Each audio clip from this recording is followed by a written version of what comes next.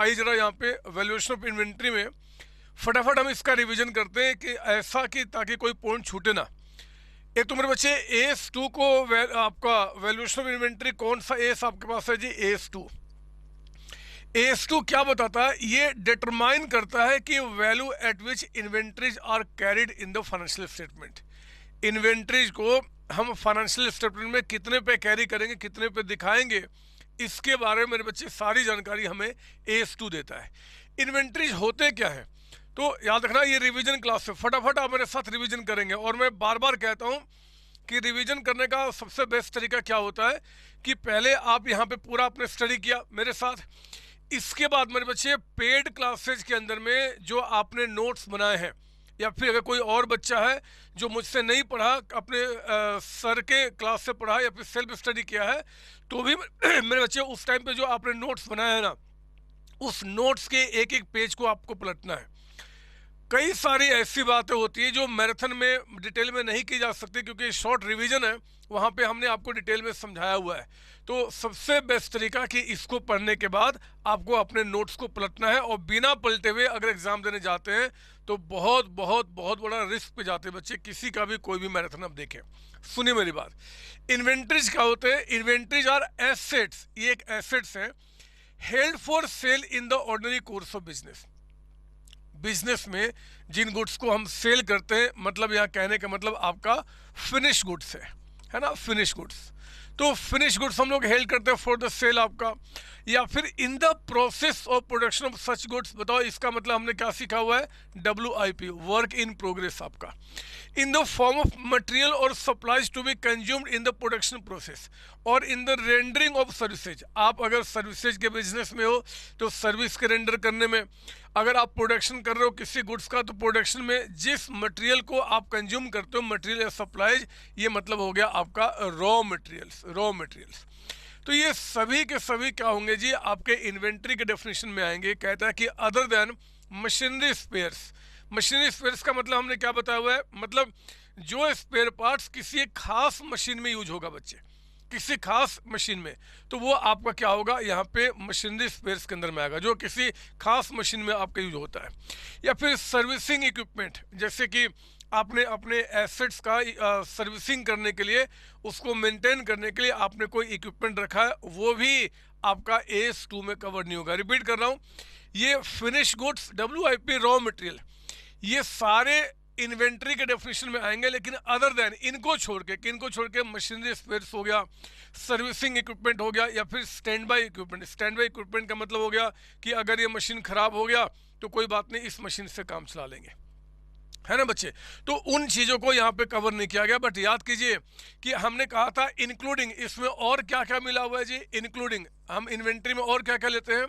Spare parts, अगर कोई spare parts है, या फिर लूज टूल्स है, लूज टूल्स, ये सभी आपके इन्वेंट्री में कवर होंगे। ये स्पेयर पार्ट्स, लूज टूल्स क्या होते हैं? जो फ्रिक्वेंटली किसी भी मशीन में यूज होगा। देखो, कोई एक ऐसा पार्ट जो एक खास मशीन में यूज होगा, वो तो आपका यहाँ पे नहीं आएगा, वो मशीनरी स्पेयर्स, वो इन्वेंट्री 2 में नहीं आता, वो PPE में आता, प्रॉपर्टी प्लांट इक्विपमेंट के अंदर में। उसके बारे में हम बाद में जानकारी करेंगे। तो यहाँ पे ध्यान रखना, finish goods, raw material, WIP, spare parts, loose tools. Spare parts का मतलब क्या होता है कि जो फ्रिक्वेंटली किसी भी मशीन में यूज होगा। जैसे कि मैंने कहा कि वो आपका नट वोल्ट हो गया, या फिर कोई वो नहीं होता आपका बैटरी जो आप इस फ़ोन में भी, फ़ोन नहीं, वो इस टॉर्च में जो गोल वाली बैटरी आती है, यहाँ नहीं वहाँ, मतलब जो जो फ्रिक्वेंटली कहीं भी यूज होगा वो आपका इन्वेंट्री के कैटेगरी में कवर्ड होगा। ठीक है। सिग्निफिकेंस या नीड क्या है इन्वेंट्री वैल्यूएशन का? हो सकता है कि आपके एग्जाम में ये क्वेश्चन बन जाए थ्योरी के रूप में, तो आप इसको याद रखेंगे। इन्वेंट्री क्यों वैल्यू करते हैं जी? इनकम के डिटर्मिनेशन के लिए, क्योंकि बिना इन्वेंट्री को जाने बगैर आप अपने ट्रेडिंग अकाउंट या फिर SPL नहीं बना सकते, आप प्रॉफिट अपना नहीं निकाल सकते, है ना, उसकी रिक्वायरमेंट होती है। फाइनेंशियल पोजीशन यानी कि बैलेंस शीट में आपके एसेट्स का क्या पोजीशन है, लायबिलिटी क्या है, कैपिटल क्या है, वो हम दिखाते हैं ना बच्चे। तो एसेट्स का पोजीशन दिखाने के लिए इन्वेंट्री को भी ऐड करना होगा। तो इन्वेंट्री का वैल्यूएशन इंपॉर्टेंट है आपके फाइनेंशियल पोजीशन यानी कि बैलेंस शीट को बनाने के लिए। शॉर्ट टर्म लिक्विडिटी एनालिसिस, आप शॉर्ट टर्म में लिक्विड हो कि नहीं हो, 12वीं क्लास में आपने पढ़ा है लिक्विडिटी रेशियो, मतलब करंट रेशियो, क्विक रेशियो, इनको निकालने के लिए हमें स्टॉक की वैल्यू को जानना पड़ता है। तो उसके लिए भी बच्चे शॉर्ट टर्म में आप कितने सॉल्वेंट हो, कितना आप लिक्विड हो, इसको भी जानकारी करने के लिए इन्वेंट्री को वैल्यू करना होता है। और स्टैट्यूटरी कंप्लायंस, आपका कंपनी एक्ट 2013 है, AS2 है, इन सब का कुछ रिक्वायरमेंट्स है कि इन्वेंट्री को आपको वैल्यू करना है, ऐसे ही वैल्यू करना है और हमेशा वैल्यू करना है, तो उनको भी कंप्लाई करने के लिए आपको यहाँ पे वैल्यू करना होता है। ये तो एग्जाम में सिग्निफिकेंस आ जाए, नीड आ जाए या फिर इम्पोर्टेंस आ जाए कि कुछ भी पूछ दे कि क्यों, वाई, क्यों there is need to value आपका यहाँ पे इन्वेंट्री, तो आपको ये 4 बातें बतानी पड़ेंगी, है ना। मैंने आपके इंस्टीट्यूट के स्टडी मटेरियल को बेस लेते हुए सारी बातें यहाँ पे तैयार की है ना। एग्जाम में आता है बेसिस ऑफ इन्वेंट्री वैल्यूएशन या फिर measurement of inventory valuation, right a short notes, या फिर बोलता बताओ हाउ इन्वेंट्रीज आर मेजर्ड या इन्वेंट्रीज आर वैल्यूड। तो उस केस में आपको क्या करना है, इन्वेंट्री का वैल्यूएशन बताना है कि अकॉर्डिंग टू AS2 के मुताबिक इन्वेंट्रीज मेरे बच्चे वैल्यू किए जाते हैं किस पे जी, lower of cost price and net realisable value, इसको शॉर्ट में हम क्या बोलते हैं, NRV। इवन एग्जाम में भी NRV आ जाएगा। तो आपको क्या करना है कि आपके इन्वेंट्री का कॉस्ट कितना है और आपके इन्वेंट्री का NRV कितना है, उन दोनों में से जो लोअर होगा, रिपीट करता हूँ लोअर, हम उस पर क्या करते हैं, इन्वेंट्री को वैल्यू करते हैं आपका, है ना। Considering principle of conservatism, principle of prudence, prudence कहो चाहे कंजर्वेटिज्म कहो, मीनिंग सेम होता है। वो कहता है कि भैया आपको अगर जो भी दोनों में से लोअर होगा उस पर आपको वैल्यू करना, ठीक है, तो वही काम करेंगे ना। यहाँ पे कॉस्ट के बारे में बाद में हम देखते हैं कि नेट रियलाइजेबल वैल्यू क्या होता है। मेरे बच्चे इस चैप्टर पे हम लोगों ने रेगुलर क्लास में 10 से 12 घंटे आपके साथ डिवोट किए, जहाँ तक मुझे याद है 8 या 9 घंटे, 8 से 9 घंटे, हाँ जी मुझे याद है। तो वो आपको ध्यान से समझना, वो सारी बातें दिमाग में रिकॉल होनी चाहिए। NRV का मतलब क्या होता है, नेट रियलाइजेबल वैल्यू आपका। तो देखो NRV का मतलब कि जैसे अगर हम बात करते हैं in case of finish goods, 3 तरीके का स्टॉक है ना, फिनिश गुड्स है, वर्क इन प्रोग्रेस है, रॉ मटेरियल है, मेनली जो 3 आपके हैं।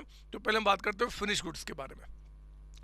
फिनिश गुड्स का अगर हम आपका देखें कि नेट रियलाइजेबल वैल्यू, मतलब अगर हम उसको मार्केट में सेल करते हैं तो सेल करके कितना पैसा हमारे हाथ में आएगा और वो नेट अमाउंट कितना आएगा, मतलब कि फिनिश गुड्स का नॉर्मल सेलिंग प्राइस मार्केट में क्या है पहले वो देखेंगे।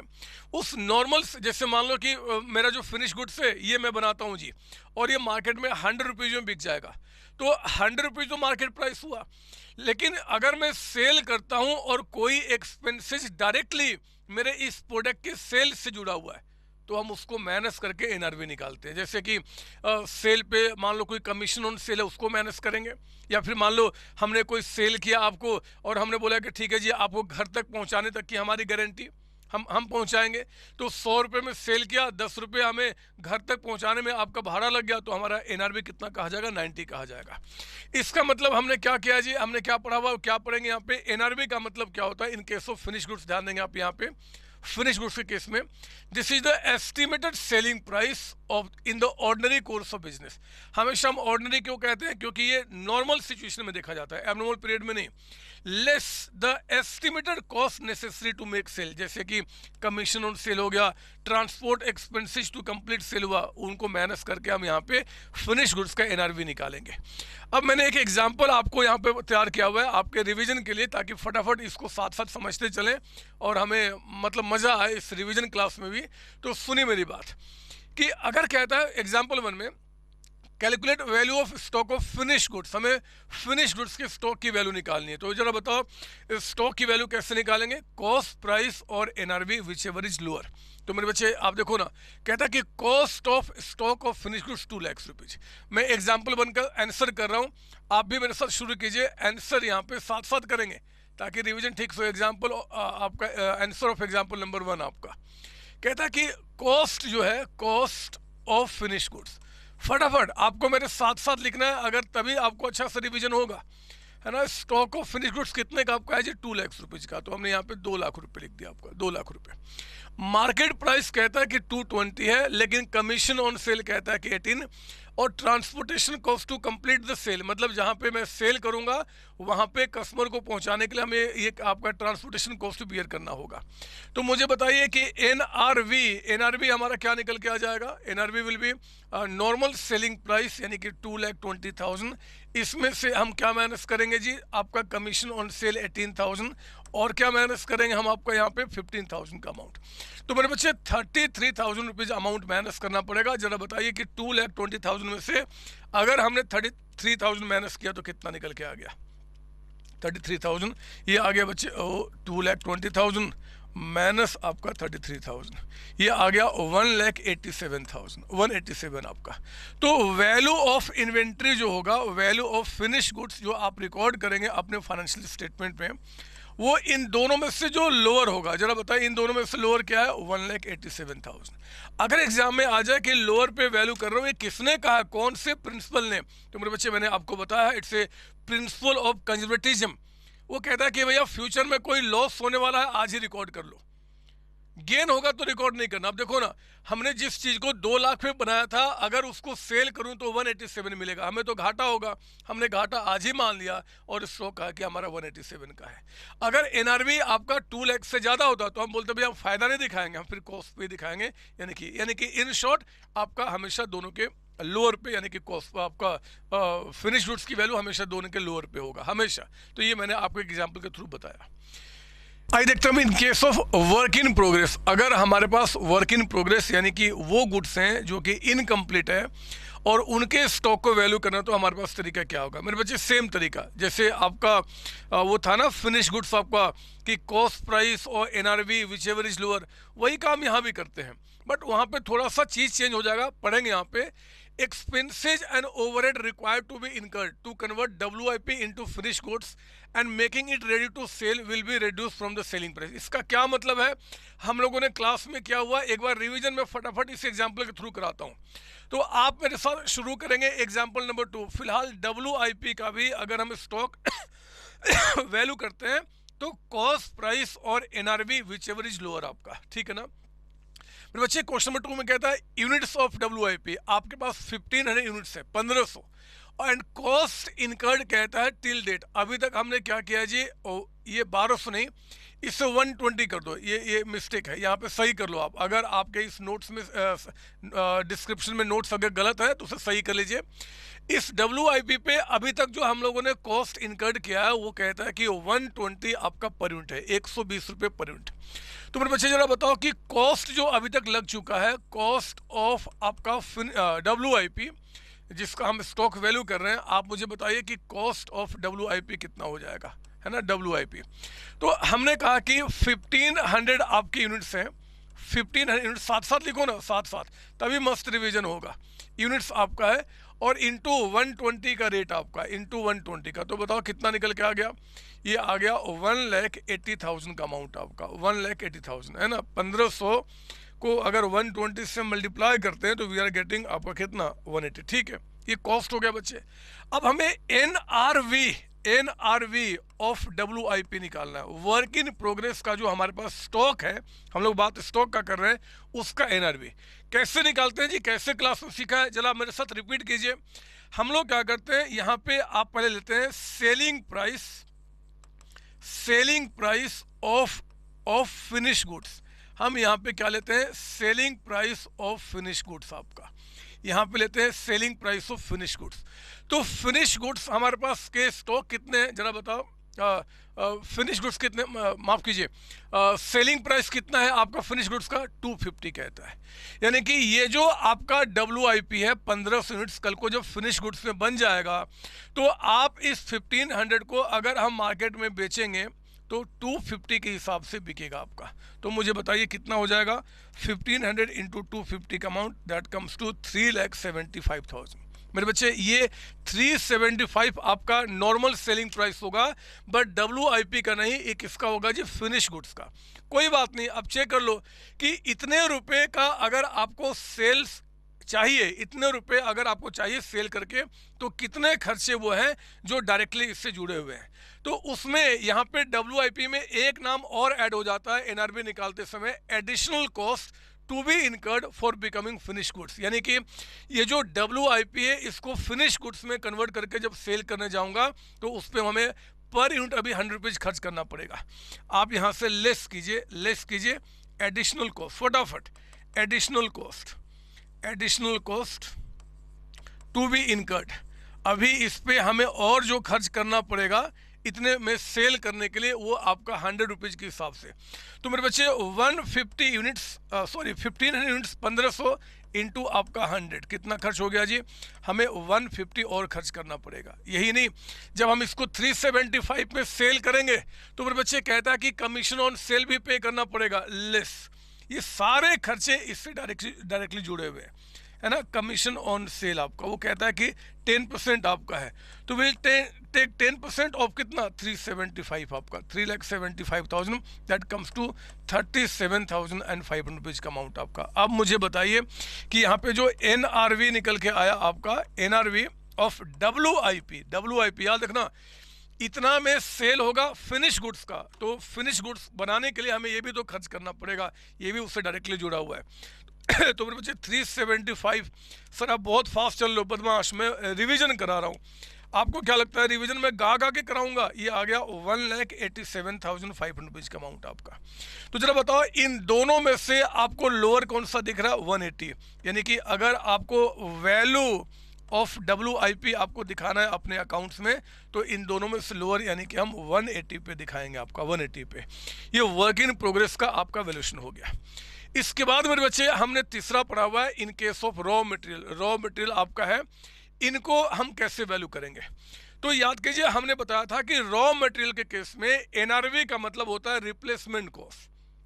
रिप्लेसमेंट कॉस्ट का मतलब वही उसका मार्केट प्राइस आपका हो गया कि अगर हम नया आज वो रॉ मटेरियल परचेज करेंगे तो हमें कितने का मिलेगा, तो ये आपका NRV। इसलिए कहा हमने कि replacement cost is generally consider as NRV आपका। यहाँ पे NRV का मतलब क्या? Replacement cost. ध्यान रखना यहाँ पे नॉर्मल सेलिंग प्राइस की बात कर रहा है, कोई कमीशन सब सेल नहीं करना। लेकिन हमने पढ़ा कि रॉ मटेरियल को वैल्यू करते समय दो केसेज होते हैं। If sale of finish goods आपका प्रॉफिटेबल है, मतलब इस रॉ मटेरियल से जो आप फिनिश गुड्स बनाओगे और उस फिनिश गुड्स को बेचकर अगर आपको प्रॉफिट होगा, तो मेरे बच्चे हमने क्या सीखा है जी?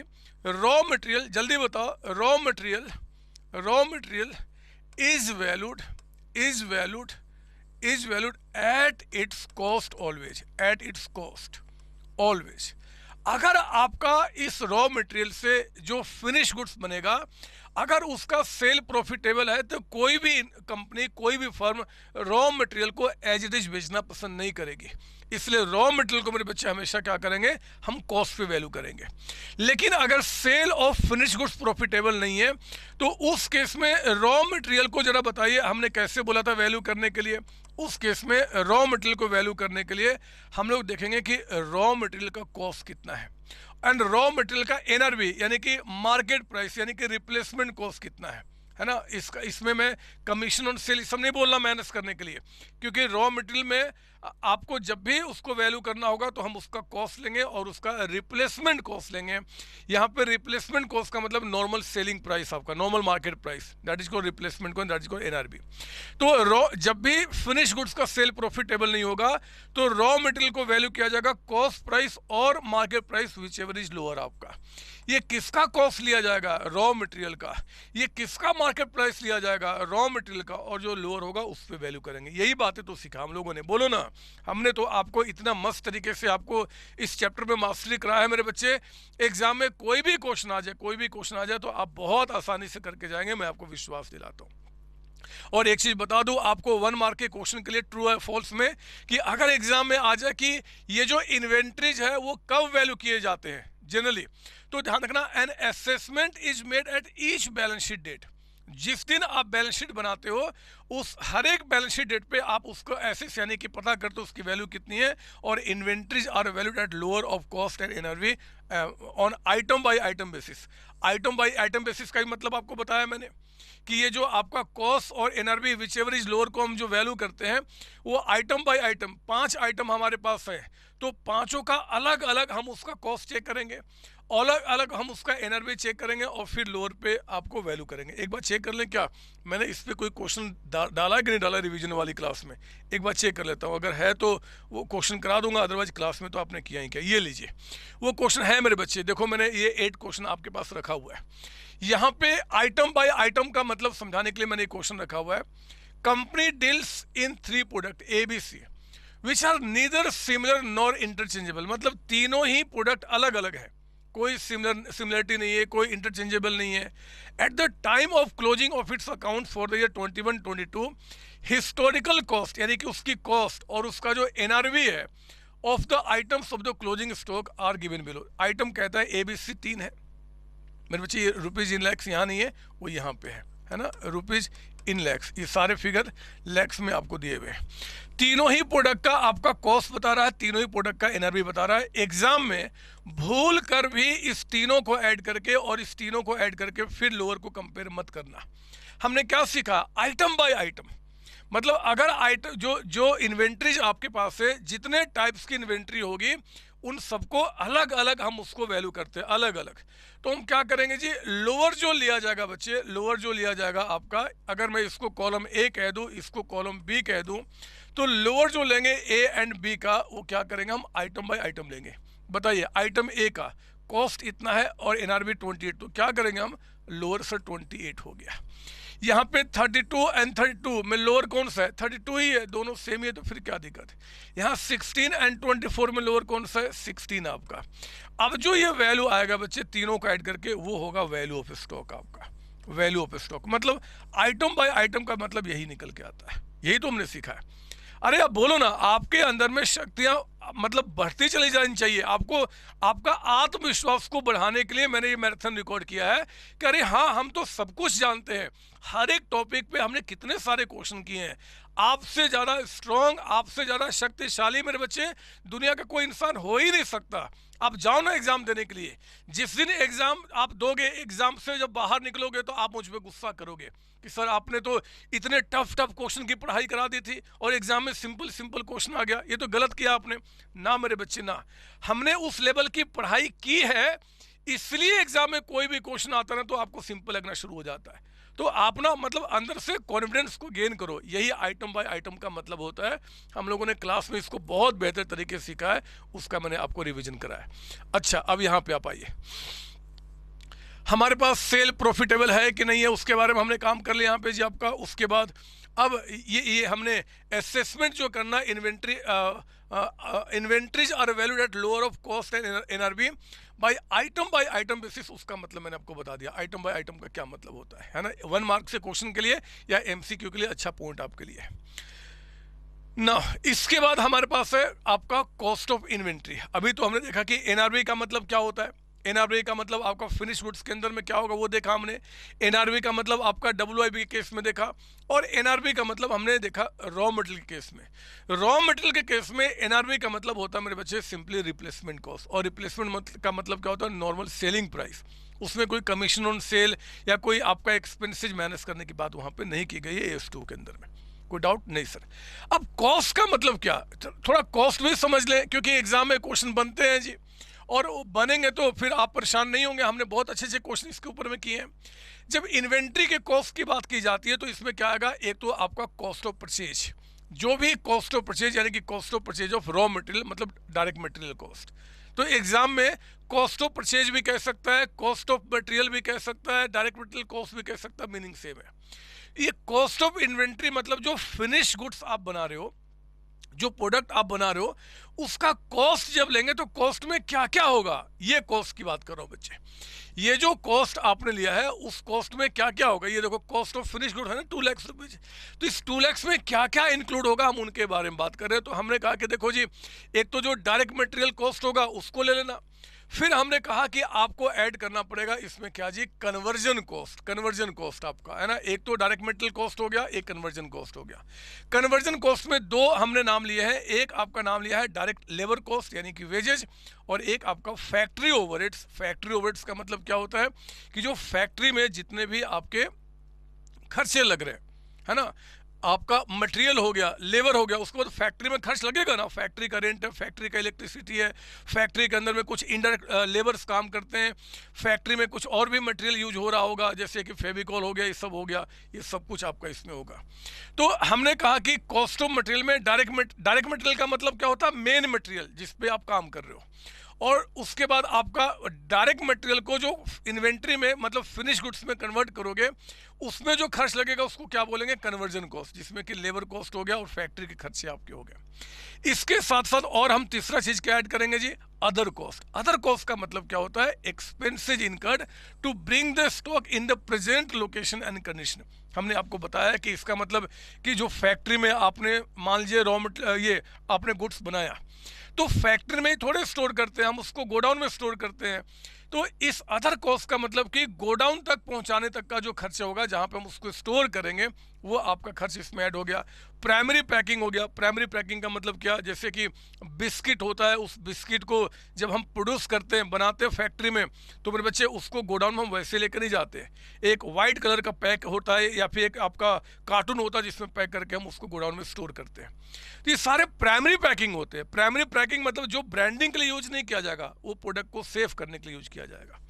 तो ये हमारा क्या हो गया, total cost of finish goods आपका हो गया, है ना। क्या क्या लिए जल्दी बताइए, फटाफट मेरे साथ बोलेंगे कि अगर हम कॉस्ट ऑफ इन्वेंट्री में क्या क्या लेंगे। एक तो मटेरियल कॉस्ट। मटेरियल कॉस्ट का मतलब क्या हो गया, डायरेक्ट मटेरियल, मतलब मेन मटेरियल जिस पे हम काम कर रहे हैं।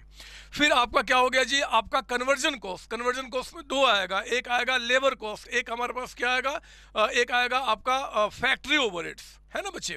फिर आपका अदर कॉस्ट। अदर कॉस्ट में क्या हो गया, फैक्ट्री में गुड्स को बनाकर हम फैक्ट्री में नहीं रखते, हम उसको गोडाउन में या कहीं पे स्टोर करते हैं, तो स्टोर तक पहुंचाने तक में जो भी खर्चे होंगे वो भी उसके अंदर में कॉस्ट में ऐड किया जाएगा। मतलब जैसे कि ट्रांसपोर्टेशन कॉस्ट आपका हो गया, जैसे कि आपका वो क्या बोलते हैं जी, कोई आपका प्राइमरी पैकिंग हो गया। वो आपको याद कीजिए, मैंने क्लास में आपको बताया था, यहाँ पे आपको ये जो ट्रांसपोर्ट कॉस्ट है उस पर कंफ्यूज नहीं होने के लिए हमने कहा था, देखो जी फैक्ट्री से लेकर, हमने आपको बताया हुआ है, फैक्ट्री से लेकर गोडाउन तक आप जब लेकर आते हो, तो यहाँ पे जो फ्रेट आपने पे किया, यहाँ जो फ्रेट पे किया, वो क्या होगा, कॉस्ट का पार्ट बन जाएगा, कॉस्ट का।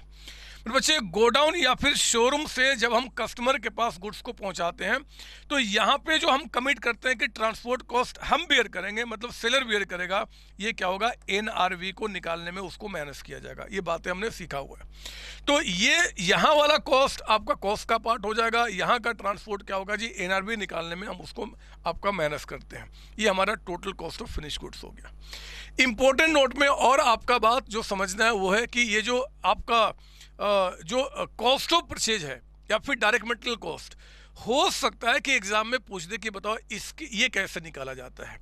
तो मेरे बच्चे हमने ये भी सीखा हुआ कि कॉस्ट ऑफ परचेज का मतलब, कॉस्ट ऑफ परचेज किसका, इसका मतलब कि ऑफ रॉ मटेरियल। परचेज का मतलब क्या हो गया यहाँ पे, ऑफ रॉ मटेरियल। जो रॉ मटेरियल यानी कि डायरेक्ट मटेरियल जो हम लोगों ने परचेज किया है, उसकी कॉस्ट में क्या क्या इंक्लूड होगा। तो हमने कहा कि देखो जी, उसके कॉस्ट में एक तो purchase price of raw material, कोई टैक्सेज पे किया है ऑन परचेज, इसको परचेज करने पे कोई टैक्स पे किया, जैसे ऑक्ट्रे हो गया, कोई और भी चार्ज खर्चे हो गए, लेकिन ध्यान देना नॉन रिकवरेबल है। ये नहीं कि हमने पे किया और हम उस टैक्स को बाद में रिकवर कर लेंगे, जैसे जीएसटी होता है। अब आपको ध्यान देना होगा, अभी अब छोटे बच्चे, बट जीएसटी के बारे में मैंने आपको सिखाया हुआ है थोड़ा बहुत, जितनी आपको रिक्वायरमेंट होगी। पर बच्चे जीएसटी जो आपका है, अगर आपने पे किया है और वो आप एडजस्टेबल नहीं है, रिकवरेबल नहीं है, आप उसको इनपुट क्लेम नहीं कर सकते हैं, तो अगर वो जीएसटी आपको खुद बियर करना है, अगर खुद बियर करना है, तब तो वो आपके कॉस्ट का पार्ट बनेगा। लेकिन जीएसटी अगर आप किसी और पे ट्रांसफर कर सकते हो तो वो कॉस्ट का पार्ट नहीं बनेगा। सिंपल सा कहने का मतलब है AS2 का, वो सारे टैक्सेज जो आपने पे किए हैं, लेकिन उस टैक्सेज को खुद आपको बियर करना है, आप किसी और पार्टी पे, किसी और आदमी पे आप उसको शिफ्ट नहीं कर सकते, तो वो भी आपका कॉस्ट का पार्ट बनेगा। हमने कोई कमीशन पे किया जी परचेज पे, इस रॉ मटेरियल को परचेज करने के टाइम में कोई कमीशन पे किया, वो भी ऐड कीजिए। कोई फ्रेट, कार्टेज या कैरेज पे किया, इनवर्ट का मतलब कि उस रॉ मटेरियल को अपने फैक्ट्री में, अपने गोडाउन में लाने तक में कोई आपका फ्रेट ये सब पे किया, वो भी आपका रॉ मटेरियल का पार्ट बनेगा। और हाँ, हमें कोई डिस्काउंट मिल गया, ट्रेड डिस्काउंट, रिबेट या ड्यूटी ड्रॉबैक आपका हो गया, तो वो क्या होगा, हमारे इस कॉस्ट को कम कर देगा, तो उसको माइनस कर देंगे, है ना। परचेज प्राइस मतलब यहाँ पे हो गया, अगर ये आपका लिखा हुआ है अलग से, इसका मतलब कि यहाँ पे क्या हो गया जी, उसका मार्केट प्राइस हो गया, मार्केट प्राइस। तो 100 रुपये का था। अब मान लो कि हमें उसमें 10 रुपये का ट्रेड डिस्काउंट मिल गया तो उसको हटा देंगे, रिबेट मिल गया तो उसको हटा देंगे, ड्यूटी ड्रॉबैक मतलब जो टैक्स पे किया था वो ड्रॉबैक हो गया, रिफंड हो गया तो उसको माइनस कर देंगे। ये इसका मतलब होता है। हेलो बच्चों, कैसे हैं आप? मैं CA संतोष कुमार। 4 साल पहले मैंने और मेरी टीम ने डिसाइड किया लाइव क्लासेज को कम्प्लीटली बंद करके स्टूडियो रिकॉर्डेड क्लासेज के अंदर में एंट्री करना under the brand name of COC education private limited. मकसद हमारा एक ही था कि जो क्वालिटी एजुकेशन मैं और मेरी टीम एक पर्टिकुलर एरिया में प्रोवाइड कर रहे हैं उसको पूरे देश में क्यों न फैलाया जाए एट द रीजनेबल कॉस्ट। मेरे बच्चों, इस सक्सेस को हमने पाया और आज लगभग 70,000 प्लस कॉमर्स के स्टूडेंट्स किसी भी कोर्स के हो वो पूरे ऑल ओवर इंडिया में बैठ के हमारे कोर्सेज से बेनिफिट ले रहे हैं या ले चुके हैं। हमें जो दूसरों से अलग करता है वो है हमारा डेली डाउट सेशन। हमारी सारी फैकल्टी डेली बेसिस पे आपके डाउट सेशन को लेती है। हमारा जो एकेडमिक इंस्ट्रक्टर टीम है आपके कॉन्टिन्यूस आपके ग्रोथ पे वो नज़र बनाए रखता है। आपका प्रॉपर तरीके से टेस्ट लेना है, आपके मार्क्स कितने हैं उसको मार्क्स कॉपी चेक करके मार्क्स आपसे शेयर करना और आपको कॉन्टिन्यूस बेसिस पे मोटिवेट करना आपको स्टडी के लिए। आइए आप भी हमारे साथ ज्वाइन करें और सक्सेस के पाथ पे आप भी हमारे साथ अपने सपनों को पूरा करें। थैंक यू बच्चों। ठीक है ना। अब देखो अगला टॉपिक आपके पास है exclusion from the cost of inventory. Inventory के कॉस्ट से हम क्या क्या एक्सक्लूड करेंगे, मतलब कि इन्वेंट्री के कॉस्ट में क्या क्या हम इंक्लूड नहीं करेंगे। ये बहुत ही इंपॉर्टेंट है आपके लिए, थ्योरी के लिए मेरे बच्चे। थ्योरी के लिए भी प्रैक्टिकल क्वेश्चन भी बन सकता है। हम लोगों ने क्लास में बहुत अच्छी तरीके से किया, हम उसका रिवीजन करा रहे हैं। जरा बताओ कॉस्ट ऑफ इन्वेंट्री में इंक्लूड क्या क्या होता है। अभी हमने ऊपर देखा था, एक था डायरेक्ट मटेरियल कॉस्ट, है ना। डायरेक्ट मटेरियल कैसे निकलता है जी, इस तरीके से निकलता है। फिर क्या था बच्चे, कन्वर्जन कॉस्ट था। कन्वर्जन कॉस्ट फिर क्या था आपका अदर कॉस्ट था। कन्वर्जन कॉस्ट में क्या क्या था, दो चीज, आपका डायरेक्ट लेबर हो गया और दूसरा क्या था हमारे पास फैक्ट्री ओवरहेड आपका हो गया। सर बहुत फास्ट चल रहा, नहीं बदमाश, आराम से चलना, तभी तो मैराथन का मतलब बनेगा, अदरवाइज तो फिर कोई फायदा नहीं होगा। तो आप जो कॉस्ट ऑफ इन्वेंट्री में यानी कि कॉस्ट ऑफ स्टॉक निकालते समय इन चीजों को हम ऐड करते हैं। इनके सिवाय मेरे बच्चे कोई भी खर्च होगा ना वो सारे के सारे क्या होंगे, एक्सक्लूड होंगे। जैसे यहाँ पे जब मटेरियल कॉस्ट कहा गया ना, तो जो मटेरियल हमने उस सामान को बनाने में यूज किया, कुछ मटेरियल लॉस्ट हो गया, आग लग गई, चोरी हो गया, कुछ हुआ और आपका लॉस्ट हो गया, तो एबनॉर्मल नेचर के चाहे वो मटेरियल हो चाहे एबनॉर्मल नेचर का आपका कन्वर्जन कॉस्ट यानी कि लेबर कॉस्ट हो, कोई भी खर्च जो एबनॉर्मल नेचर का होगा वो हम इन्वेंट्री के कॉस्ट में इंक्लूड नहीं करते। ठीक है ना। हमने कोई एम्प्लॉय को जो फैक्ट्री में वर्कर्स काम करते हैं वेजेज पे किया, वो तो नॉर्मल है। लेकिन फैक्ट्री में स्ट्राइक हो गया, उस समय हमें वेजेज पे करें, वो एबनॉर्मल होगा, वो कॉस्ट का पार्ट नहीं होगा। उन्हीं बातों को मैंने बताया कि abnormal amount of wasted material या फिर लेबर या कोई भी प्रोडक्शन ओवरहेड आपका होगा वो आपका इसमें एक्सक्लूड होगा, मतलब इसमें नहीं मिलेगा। कोई स्टोरेज कॉस्ट है जी, कोई स्टोरेज कॉस्ट है, unless those cost are necessary in the production process prior to a further production process. मतलब जो आपने गुड्स बना लिया, गुड्स को बनाने के बाद आप उसको एक स्टोर हाउस में आप उसको स्टोर कर रहे हो बनाने के बाद, तो मेरे बच्चे वो स्टोरेज कॉस्ट होगा, वो इसका कॉस्ट का पार्ट नहीं बनेगा, वो पार्ट नहीं बनेगा। लेकिन अगर कोई प्रोडक्ट बना रहे हो और उसके लिए स्टोरेज कंपलसरी है, जैसे कि मैं एक बात बताऊं, शराब जो बनता है ना बच्चे, वो क्या होता है जी कि आज करते हैं, मतलब आज कुछ उसका प्रोसेस होता है, फिर हम उसको स्टोर करते हैं, उसको पुराना करते हैं, फिर उसको हम बनाते हैं। तो यहाँ जो स्टोरेज हो रहा है वो आपका कॉस्ट का पार्ट बनेगा, क्योंकि that is part of production. लेकिन अगर प्रोडक्ट आपने बना लिया है, बनाने के बाद अभी मार्केट में डिमांड नहीं है, अब आप उसको स्टोर कर रहे हो वेयर हाउस में चाहे कहीं पर भी, तो वो स्टोरेज का जो कॉस्ट होगा that will not be the part of cost of आपका प्रोडक्शन। तो हमने कहा स्टोरेज कॉस्ट होगा वो भी नहीं होगा, लेकिन unless those cost are necessary in the production process prior to further production process का मतलब मैंने बता दिया। कोई एडमिनिस्ट्रेटिव यानी कि ऑफिस के खर्चे होते हैं that do not contribute to bring the inventory to the present location, वो भी पार्ट नहीं बनेगा।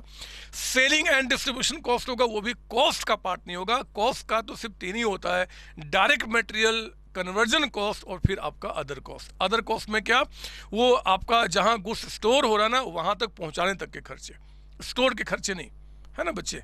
तो ये ध्यान रखना, ये आपके लिए इंपॉर्टेंट है, आपका थ्योरी के लिए, इस बात को ध्यान रखेंगे। कोई डाउट इसके अंदर में? नहीं सर। फिर आपका एग्जामिनर पूछ सकता है, जो हम लोगों ने क्लास में किया हुआ, वो है आपका इन्वेंट्री रिकॉर्ड सिस्टम या फिर इन्वेंट्री सिस्टम। ये भी वर्ड आपको क्लियर होने चाहिए। पर बच्चे आपके पास जो इन्वेंट्री का रिकॉर्ड जो हम लोग मेंटेन करते हैं, आप जब किसी कंपनी में जाएंगे और वहाँ पे क्या होगा जी, आप देखेंगे कि यार रिकॉर्ड्स जो है, क्योंकि इन्वेंट्री का आना जाना लगा रहता है, तो हम उसके रिकॉर्ड को कैसे मेंटेन कर रहे हैं, इन्वेंट्री सिस्टम हमारा क्या है या फिर इन्वेंट्री रिकॉर्ड सिस्टम क्या है। पर बच्चे दो है, एक है आपका पीरियोडिक और एक आपका होता है परपेचुअल। पीरियोडिक का मतलब क्या होता है जी, परपेचुअल का मतलब क्या होता है? परपेचुअल का मतलब हर एक इन्वेंट्री के आने और जाने के बाद उसके स्टॉक को काउंट करना। आज इन्वेंट्री कितना गया, अब हमारे पास कितना है जी, कितनी उसकी वैल्यू है। आज इन्वेंट्री कितना चला गया, चले जाने के बाद अब कितना इन्वेंट्री बचा, कितना उसका वैल्यू बचा। मतलब जब जब हमारे आपका स्टोर में या फिर बिजनेस में इन्वेंट्रीज आएंगे या फिर जाएंगे, हर एक आने जाने के बाद इन्वेंट्री को रिकॉर्ड को मेंटेन करना, उसको बोलते हैं परपेचुअल सिस्टम, है ना बच्चे। और पीरियोडिक सिस्टम का मतलब क्या होता है कि after a given period of time, एक महीने के बाद, 2 महीने के बाद या 1 साल के बाद क्या करते हैं, हम इन्वेंट्री को वैल्यू करते हैं। उस समय जाते हैं गोडाउन में, देखते हैं कितना स्टॉक है, उसका वजन करते हैं, फिर उसकी कीमत निकालते हैं, उसको बोलते हैं पीरियोडिक आपका। तो कहता है, ध्यान देंगे पीरियोडिक में कि एक्चुअल फिजिकल काउंट, हम लोग एक्चुअली जो उसका फिजिकल स्टॉक उसको काउंट करते हैं। एक्चुअल फिजिकल काउंट, यहाँ पे actual physical count of all the inventories items on hand on a particular date बहुत ध्यान से, on which inventory is valued। एक पर्टिकुलर डेट पे आप फिजिकली जाके काउंट करते हो, फिर उसकी वैल्यू को निकालते हो, उसको बोलते हैं हम पीरियोडिक आपका, है ना। Therefore the inventories used during the year is calculated by adding opening plus purchase minus closing। ये क्या है अभी हम बाद में समझ लेंगे। परपेचुअल इन्वेंट्री सिस्टम का मतलब क्या जी, आपका एक system of recording inventory balances after each receipt and issue. हर एक आने जाने के बाद स्टॉक को वैल्यू करते हैं, हम उसको बोलते हैं परपेचुअल। मेरे प्यारे बच्चों, एग्जाम में कई बार आपके आया है कि जरा बताओ, write a short some differences between periodic and perpetual. तो फटाफट पीरियोडिक में हमने क्या बताया, पीरियोडिक में सिंपली आपका बोलते भैया हर एक आपका मतलब कि हर एक आने जाने के बाद नहीं, हम एंड में गए, सुनो मेरी बात ना, हम साल के एंड में गए, देखे कि हमारे गोडाउन में कितना स्टॉक पड़ा हुआ है, हमने उसको काउंट किया, उसका प्राइस से मल्टीप्लाई किया। अब किस प्राइस से मल्टीप्लाई करेंगे अभी हम सीखेंगे, उसके बारे में सीख तो चुके हैं, मतलब रिवीजन करेंगे। तो हमारे पास एंड में कितना स्टॉक है उसको पहले हमने मेजर किया, उसके वेट को, और प्राइस से मल्टीप्लाई करके हमने उसका वैल्यू निकाल दिया। वो हमारा हो गया क्या जी, आपका पीरियोडिक में। परपेचुअल में क्या होता है कि वो तो हमारे पास प्रॉपर रिकॉर्ड है, कितने इन्वेंट्री आए, कितने इन्वेंट्री गए, अब कितने बचे हुए, जो बचे उसके कितनी वैल्यू हो, बहुत प्रॉपर तरीके से हम रिकॉर्ड मेंटेन करते हैं, है ना बच्चे। तो ये दोनों में फर्क होता है। पीरियोडिक जो है वो आपका टाइम सेविंग है, क्योंकि इसमें ज़्यादा रिकॉर्ड मेंटेन नहीं करना, हम एंड में फटाफट जाके निकालते, काम खत्म, टाइम इसमें सेव होता है। ये टाइम कंज्यूमिंग है, क्योंकि पूरे साल रिकॉर्ड मेंटेन करना पड़ता है। यहाँ मेरे बच्चे लेस रिसोर्सेज की रिक्वायरमेंट है, क्योंकि यहाँ पे कोई रिकॉर्ड आप इन्वेंट्री का अलग से मेंटेन ही नहीं करते हो, यहाँ पे बहुत सारे रिकॉर्ड्स मेंटेन होते हैं, आपका इन्वेंट्री पूरा रजिस्टर मेंटेन होता है कि कितना है कितना गया। तो ये आपका हुआ। यहाँ पे अगर इन्वेंट्री का कोई वेस्टेज हो रहा है, कोई चोरी हो रहा है, उसको पता करना मुश्किल होगा, क्योंकि आपने प्रॉपर रिकॉर्ड मेंटेन नहीं किया है, बट यहाँ पे हम आराम से कर लेते हैं। ये आपका परपेचुअल मेरे बच्चे एक साइंटिफिक मेथड है। साइंटिफिक का मतलब क्या होता है, सिस्टमेटिक मेथड आपका है, इसमें कोई सिस्टम है नहीं कि सिस्टम की बात करेंगे। ऐसे ही कुछ पॉइंट्स मैंने आपके लिए यहाँ पे बना कर रखे हुए हैं, वो आप इसको पढ़ लेंगे। आप बोलो तो थोड़ा सा मैं हेल्प कर दूँ आपको पढ़ने के लिए। पीरियोडिक में कहता है this system is based on physical verification. Physical verification का मतलब क्या हुआ, एंड में गए, फिजिकली पता किए कितना आपका स्टॉक है, काउंट किया, और उसको हमने उसका कॉस्ट निकाल दिया। लेकिन ये बेस्ड है बुक रिकॉर्ड्स पे, क्योंकि हम यहाँ पे रिकॉर्ड मेंटेन करते हैं मेरे प्यारे बच्चों। This system provides information about inventory and cost of goods sold at the particular date. And में पर्टिकुलर डेट का मतलब क्या, जिस दिन हमने इन्वेंट्री वैल्यू किया। हम लोग साल के एंड में क्या करते हैं, मान लो इन्वेंट्री को वैल्यू करते हैं, तो इसमें क्या होगा, साल के एंड में ही आप पता कर सकते हैं कि भैया आपके पास इन्वेंट्री कितना है, चाहे कॉस्ट ऑफ गुड्स सोल्ड कितना हुआ, है ना। साल के एंड में इन्वेंट्री वैल्यू किया, फिर हमने क्या फॉर्मूला लगाया जी कि opening stock plus purchases minus closing stock, आपका कॉस्ट ऑफ गुड्स प्रोड्यूस या सोल्ड हो गया। तो वो चीज़ हम क्या करते हैं, इसमें करते हैं। यहाँ तो प्रॉपर रिकॉर्ड है, आप कभी भी जाके अपने रिकॉर्ड को चेक करके बता सकते हो कि अभी तक कितना गुड्स प्रोड्यूस्ड हुआ, कितने खर्चे लगे, कितना स्टॉक पड़ा हुआ है, वो यहाँ पे आपका हो जाएगा। It provides continuous information about inventory and cost of sale. This system determines inventory and takes cost of goods sold as a residual value, है ना। ये क्या करता है, इन्वेंट्री की वैल्यू निकालता है जी, और फिर जो इन्वेंट्री टोटल परचेज में से इन्वेंट्री हटा दो, जो बच गया वही क्या होता है, कॉस्ट ऑफ गुड्स सोल्ड। वो तो बचा वो वैल्यू को रेसिडुअल वैल्यू कहते हैं, जो वैल्यू बच गया उसी को बोलते हैं कॉस्ट ऑफ गुड्स सोल्ड। ये आपका यहाँ पे निकल के आ गया, ठीक है ना। यहाँ पे it directly determines cost of goods sold and computes inventory at the as balancing figure, क्योंकि यहाँ पे प्रॉपर रिकॉर्ड हम लोगों ने क्लास में रिकॉर्ड भी आपको दिखाया मैंने मेंटेन करते हुए कि एंड में जो बच गया वो आपका क्लोजिंग स्टॉक है। यहाँ सब कुछ आपको पता चलता है। यहाँ पे मेरे बच्चे आपका कहता है, मतलब ये सब आप देख लेंगे, ये सारी बातें मैंने आपको बताई हुई, इसमें दोबारा बताने का मतलब नहीं है। ये सिंपल है, लेस एक्सपेंसिव है, ये आपका कॉस्टलियर है, लेस टाइम कंज्यूमिंग आपका है, मोर टाइम कंज्यूमिंग आपका है। इसके लिए पीरियोडिक के लिए it requires closure of business for counting inventory, है ना। जब आपको एक पर्टिकुलर डेट पे आपको इन्वेंट्री काउंट करना है तो उस टाइम आपको बिजनेस बंद करना पड़ेगा, स्टॉक से जो आपका स्टोर्स है वहाँ से इन्वेंट्री निकालना बंद करना पड़ेगा। बट इसमें ऐसी कोई जरूरत नहीं पड़ती आपका। तो ध्यान देना, या तो डिफरेंसेज आ जाए या फिर कोई एक ही लाइन आ जाए जी, बोले कि बताओ ये कौन से मेथड में आपका यूज होता है इन्वेंट्री मेथड में, तो आपको आंसर ठीक से बताना पड़ेगा, है ना। इसलिए हर एक पॉइंट इसके लिए आपका रेलिवेंट है। नाउ अभी मैंने बताया कि इन्वेंट्री जो हम वैल्यू करते हैं वो क्या करते हैं जी, कि साल के एंड में गए, अगर हम पीरियोडिक की बात करें तो साल के एंड में गए और जितने भी स्टॉक हमारे गोडाउन में है हम उनका वजन करते हैं और उसके प्राइस से मल्टीप्लाई करते हैं, है ना बच्चे। तो अब हमारे गोडाउन में बहुत सारे स्टॉक हैं, हमने उनका वजन कर लिया, ठीक है, लेकिन उनको कौन से प्राइस से मल्टीप्लाई करके हम उनकी कॉस्ट निकालें, कौन से प्राइस से मल्टीप्लाई करके, तो मेरे बच्चे उसी को हमारे इस AS2 में यानी कि इन्वेंट्री वैल्यूएशन में कहते हैं कॉस्ट फॉर्मूला। क्या बोलते हैं बच्चे, कॉस्ट फॉर्मूला। एग्जाम में कॉस्ट फॉर्मूला कह दे, या methods to determine cost of inventory कह दे, या इन्वेंट्री वैल्यूएशन टेक्निक कह दे, write a short notes on inventory valuation technique, या कह दे write a short notes on cost formula, या how what are the methods, write the name of the methods to determine cost of inventory. उस case में आपको ये लिखना पड़ेगा। क्या लिखना पड़ेगा मेरे बच्चे, आपके इंस्टीट्यूट के स्टडी मटेरियल के मुताबिक उन्होंने क्या किया, मेथड को दो पार्ट में डिवाइड किया है। एक आपका हिस्टोरिकल कॉस्ट मेथड और एक है आपका नॉन हिस्टोरिकल कॉस्ट मेथड, है ना। दो मेथड आपका, एक आपका हिस्टोरिकल है और एक आपका यहाँ पे क्या है जी, नॉन हिस्टोरिकल मेथड आपका। Historical method, historical cost method का मतलब कि एक्चुअली कॉस्ट। अब यहाँ पे आपके पास 5 मेथड दिया हुआ उन्होंने। स्पेसिफिक आइडेंटिफिकेशन मेथड, बताइए हमने क्या सीखा इसके बारे में। स्पेसिफिक आइडेंटिफिकेशन का मतलब क्या होता है, अरे बोलो ना, हमने क्या बताया है। हमने आपको बताया था स्पेसिफिक आइडेंटिफिकेशन मेथड का मतलब होता है कि अगर कोई आपने रॉ मटेरियल परचेज किया है किसी खास टाइप के प्रोडक्ट को बनाने के लिए, तो हम उस रॉ मटेरियल पे मार्क कर देते हैं कि ये जो आपका मटेरियल है और इसका जो प्राइस है वो सिर्फ और सिर्फ इसी गुड्स पे आपका लगेगा।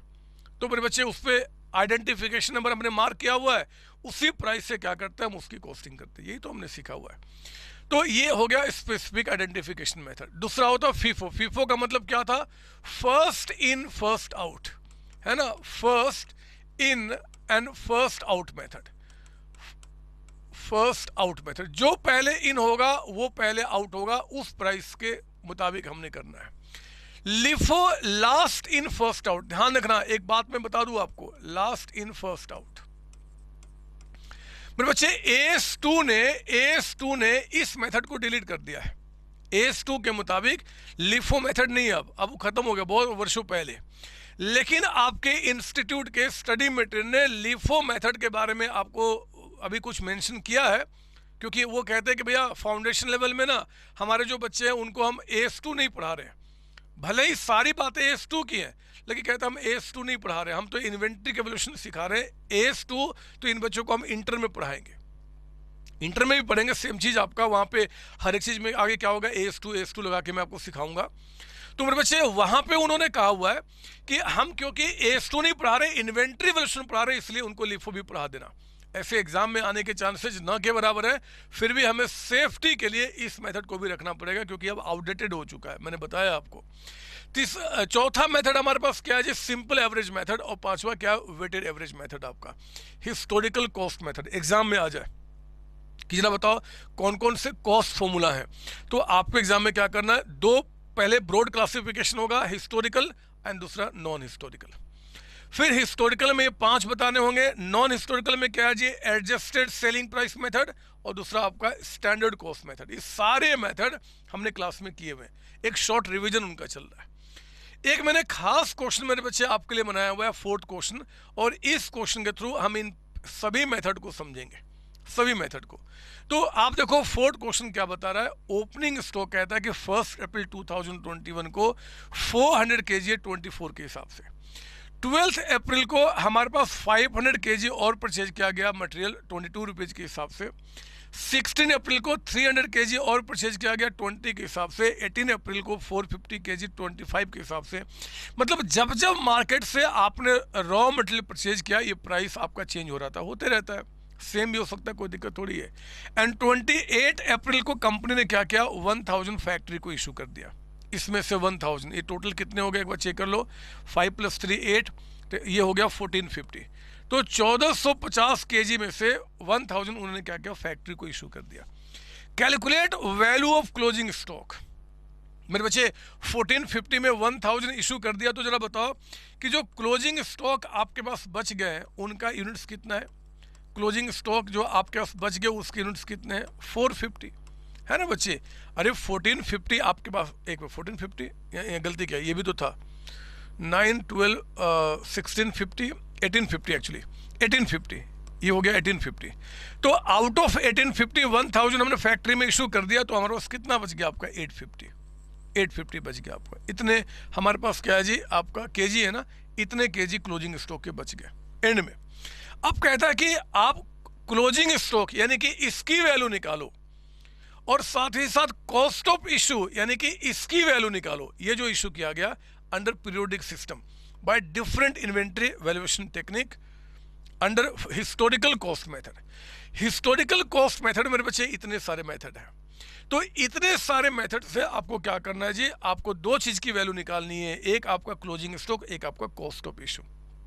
मेरे प्यारे बच्चों, ये क्वेश्चन मैंने खुद बनाया है, लेकिन बनाते समय दिमाग से निकल गया कि इस क्वेश्चन के अंदर में स्पेसिफिक आइडेंटिफिकेशन मेथड नहीं लग सकता, क्योंकि स्पेसिफिक आइडेंटिफिकेशन का मतलब ही है कि आपने क्या किया, एक मैं ये बना रहा हूँ, मैं सिर्फ ये बना रहा हूँ, सिर्फ ये बना रहा हूँ, और मैंने क्या किया, एक मेरे पास ऑर्डर आ गया ये भी बनाने का, तो इसका जो ऑर्डर आ गया ना, इसके लिए हमने खास अलग से रॉ मटेरियल को परचेज करके अलग से गोडाउन में कहीं रखा हुआ है।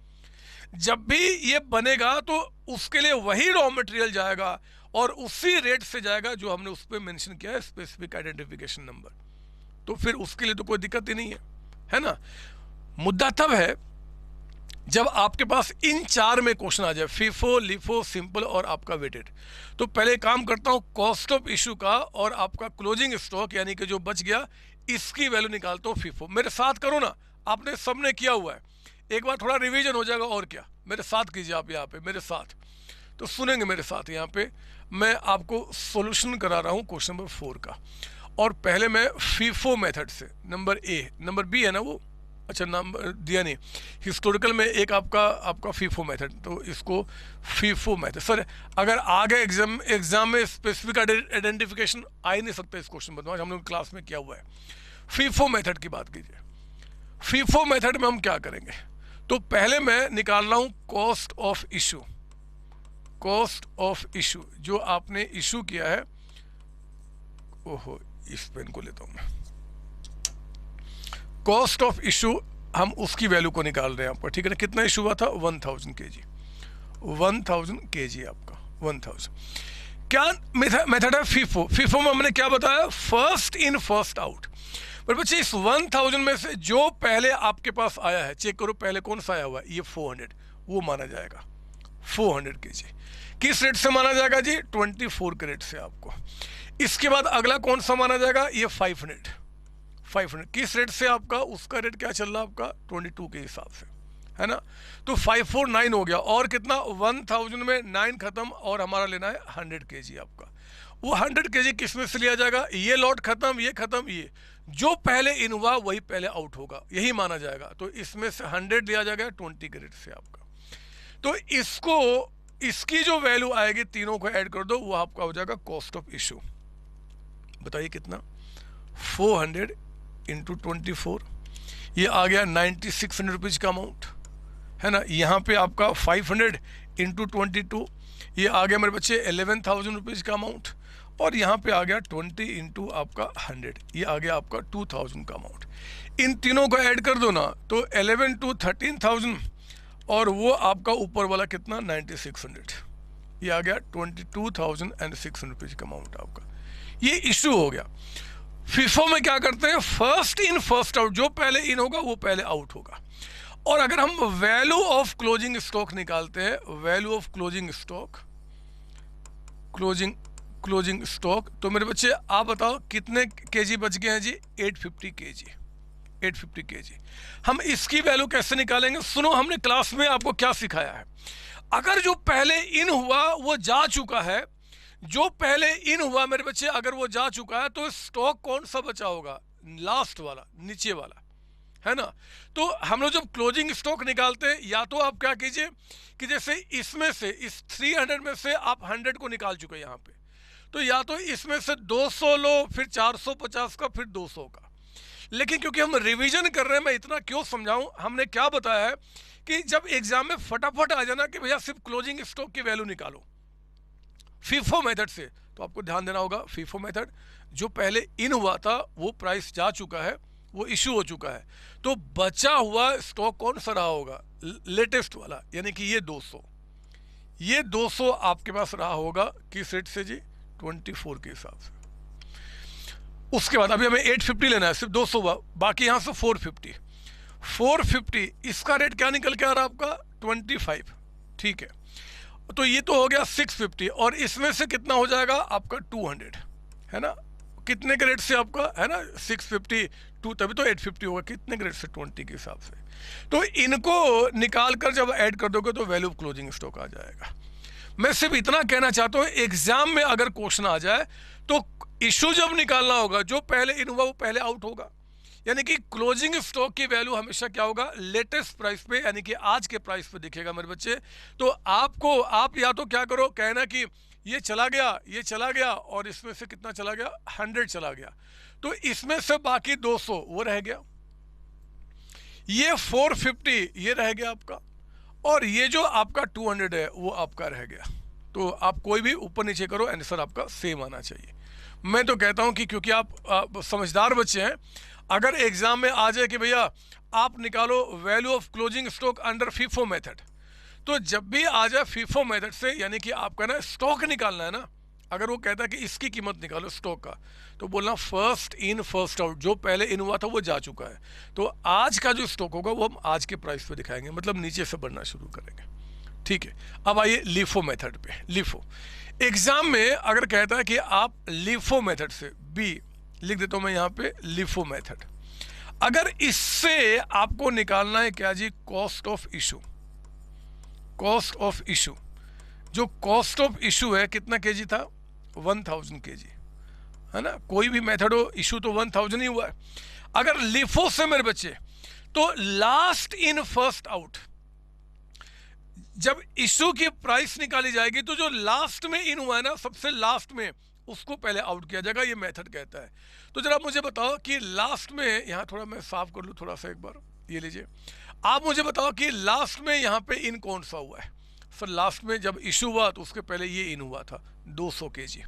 तो आपको क्या करना है कि 200 केजी का रेट क्या लेंगे जी हम लोग, 24 के हिसाब से, ठीक है ना। इसके बाद मेरे बच्चे ये 450 केजी, ये 450 केजी को किस रेट से लिया जाएगा, 25 के हिसाब से, कितना हो गया 650, कितना बच गया 789 350। ये 350 हम किस में से लेंगे, ये 300 तो यहाँ से लेंगे 20 के हिसाब से, 300 लेंगे जी हम लोग यहाँ से 20 के हिसाब से, और जो बाकी का 50 है वो किस रेट से आपका, तो वो लेंगे हम इसमें से, यानी कि 22 के हिसाब से। ये जो निकल के आपका आ गया, ये जो निकल के आ जाएगा, इनको ऐड कर दो, वही हो जाएगा कॉस्ट ऑफ इशू आपका, है ना, लास्ट इन फर्स्ट आउट। और मेरे बच्चे अगर आपको निकालना है कि वैल्यू ऑफ स्टॉक एंड में कितना है, वैल्यू ऑफ स्टॉक, तो हम क्या करेंगे जी, वैल्यू ऑफ स्टॉक 850 का निकालना है ना। अब क्या करेंगे, एक तो सिंपल तरीका है, ये 200 450 300 चला गया, मतलब आपका ये थोड़ा सा नीचे कर लूं मैं इसको, ये 200 चला गया, ये 450 चला गया, और आपका कितना चला गया, इसमें से चला गया और इसमें से 50 चला गया। तो एक तो तरीका है कि 850 निकालने के लिए क्या करो, 500 में 50 चला गया तो 450 ये ले लो और 400 ये ले लो। लेकिन मैं कहता हूं कि यार ये तो ठीक है, एग्जाम में अगर कॉस्ट ऑफ इशू और ये बोला तो ठीक है। अगर सिर्फ एग्जाम में आ गया कि भैया क्लोजिंग स्टॉक की वैल्यू बताओ, 850 की वैल्यू बताओ, तो लिखो लास्ट में जो इन हुआ था वो रेट इशू हो चुका है, तो हमारे पास कौन सा बच गया होगा, ऊपर वाला। तो हम क्या करेंगे, पहले हम ऊपर वाले से बढ़ना शुरू करेंगे, है ना। 400 का रेट क्या लेंगे आपका 24, और इसके बाद इसमें का जो 450 है उसका रेट क्या लेंगे 450, उसका रेट क्या लेंगे जी 22 है ना आपका सेकेंड वाले का, ये सर। तो ये जो आएगा अब उसकी वैल्यू को निकाल लेना। ये वैल्यू पे आपका स्टॉक हो गया 850 यूनिट्स का आपका। तो फीफो में first in first out, LIFO में लास्ट इन फर्स्ट आउट, मैंने क्लास में आपको बताया है। इस मेथड को इसलिए डिलीट कर दिया गया क्योंकि देखो आप 28 तारीख को 28 अप्रैल को अगर जो स्टॉक को वैल्यू कर रहे हो ना, मतलब अप्रैल के एंड में, तो कौन सा प्राइस ले रहे हो आप, बिल्कुल स्टार्टिंग वाला, ये 1 अप्रैल वाला इसमें रेट चला गया। तो क्योंकि ये जेन्युइनली स्टॉक को आज के प्राइस पे वैल्यू नहीं करता, इसलिए मेरे बच्चे AS2 ने इसको डिलीट किया है, और मैंने आपको यहाँ पे बता दिया, क्लास में भी बताया हुआ है मैंने आपको, है ना। ये हो गया। अगर एग्जाम में आ जाए सिंपल एवरेज मेथड से आप निकालो जी कि सिंपल एवरेज मेथड से आपका closing stock and cost of issue का क्या पता है। इसमें जितना मैंने क्लास में बताया ना, आपको बहुत ज़्यादा समझाया हुआ है, बहुत ज़्यादा, रियली बता रहा हूँ, और उससे ज़्यादा पढ़ना भी नहीं है, क्योंकि इन्वेंट्री का और डिटेल में एक तो मैं आपको इंटर में सिखाऊंगा AS2 के अंदर में, और सबसे मजे की बात है कि आपका कॉस्टिंग जो होगा ना, कॉस्टिंग वाले सर आपको कॉस्टिंग के अंदर में इसके बारे में बहुत कुछ सिखाएंगे। कॉस्टिंग में आपको डिटेल में पढ़ना है ना, हम तो बहुत उतना ही पढ़ा रहे जितना अभी आपको रिक्वायरमेंट है, ठीक है। अगर हम यहाँ पे तीसरा मेथड सिंपल एवरेज मेथड से अगर करते हैं, सिंपल एवरेज मेथड, तो मुझे बताइए सिंपल एवरेज मेथड में हम लोगों ने क्या सीखा हुआ है जी। हम जितने भी प्राइसेज है ना 1 2 3 4 और 5, इन सब का एवरेज निकाल लेंगे। मतलब जितने प्राइस क्वेश्चन में दिए रहेंगे 24, अगला बताइए 22, अगला बताइए 20, अगला बताइए 25, अगला बताओ 24। सर 24 2 बार हो गया, कोई बात नहीं, जितनी बार होता है उन्हें दो। 1 2 3 4 5, 1 2 3 4 5 डिवाइड बाई 5 आपका ये हो गया सिंपल एवरेज आपका। तो हमें क्या करना होता है कि 24 प्लस आपका 22 प्लस 20 प्लस आपका 25 एंड प्लस आपका 24 डिवाइड बाई 5, ये आ गया ₹23। तो मेरे बच्चे अगर आपको कॉस्ट ऑफ इशू निकालना है, कॉस्ट ऑफ इशू, तो हम लोग क्या करेंगे जी, ये जो आपका कितना था 1000 kg ना, 1000 को मल्टीप्लाई कर देंगे सिर्फ एक ही प्राइस है जिसका नाम है 23। और अगर आपको क्लोजिंग स्टॉक निकालना है, क्लोजिंग स्टॉक की वैल्यू इस मेथड से, तो आपके पास 850 जो यूनिट है उसको मल्टीप्लाई करेंगे 23 से, मतलब सेम रेट से दोनों को मल्टीप्लाई करेंगे। This is simple average method आपका। आप मेरी बातें समझ रहे हो ना, बोलो ना हाँ, हाँ बोलो ना। कहीं कोई आपको चीज़ ऐसा तो नहीं लग रहा कि मैं बहुत फास्ट चल रहा हूँ, सर थोड़ा थोड़ा लग रहा है मेरे बच्चे। अगर कहीं पर भी थोड़ा थोड़ा लग रहा है, इसका मतलब कि आपने ठीक से भी पढ़ाई नहीं की है। रेगुलर स्टडी, आपको रेगुलर स्टडी में प्रॉपर तरीके से करके ही यहाँ पे बैठना होगा। ये सिर्फ रिवीजन है आपके लिए, ये नोट्स में जितनी बातें हैं सब रिवीजन के रूप में मैंने आपको बनाया हुआ है, आपको मतलब आपके लिए। और फिर आपका फोर्थ मेथड यहाँ पे कौन सा है जी, वेटेड एवरेज प्राइस मेथड। मुझे कोई बताएगा आप में से, या क्या आप में से कोई मुझसे पहले करके दिखाएगा कि वेटेड एवरेज मेथड से अगर हमें यहाँ पे इन्वेंट्री की वैल्यू को निकालना तो हम कैसे निकालेंगे। मुझे बताओ कि अगर यहाँ पे वेटेड एवरेज मेथड को तो हम कैसे निकालेंगे, बोलो ना, आपसे पूछ रहा हूँ। लो मैं रेड कर देता हूँ, और डी पॉइंट आपका यहाँ पे वेटेड एवरेज प्राइस पहले निकालना पड़ेगा।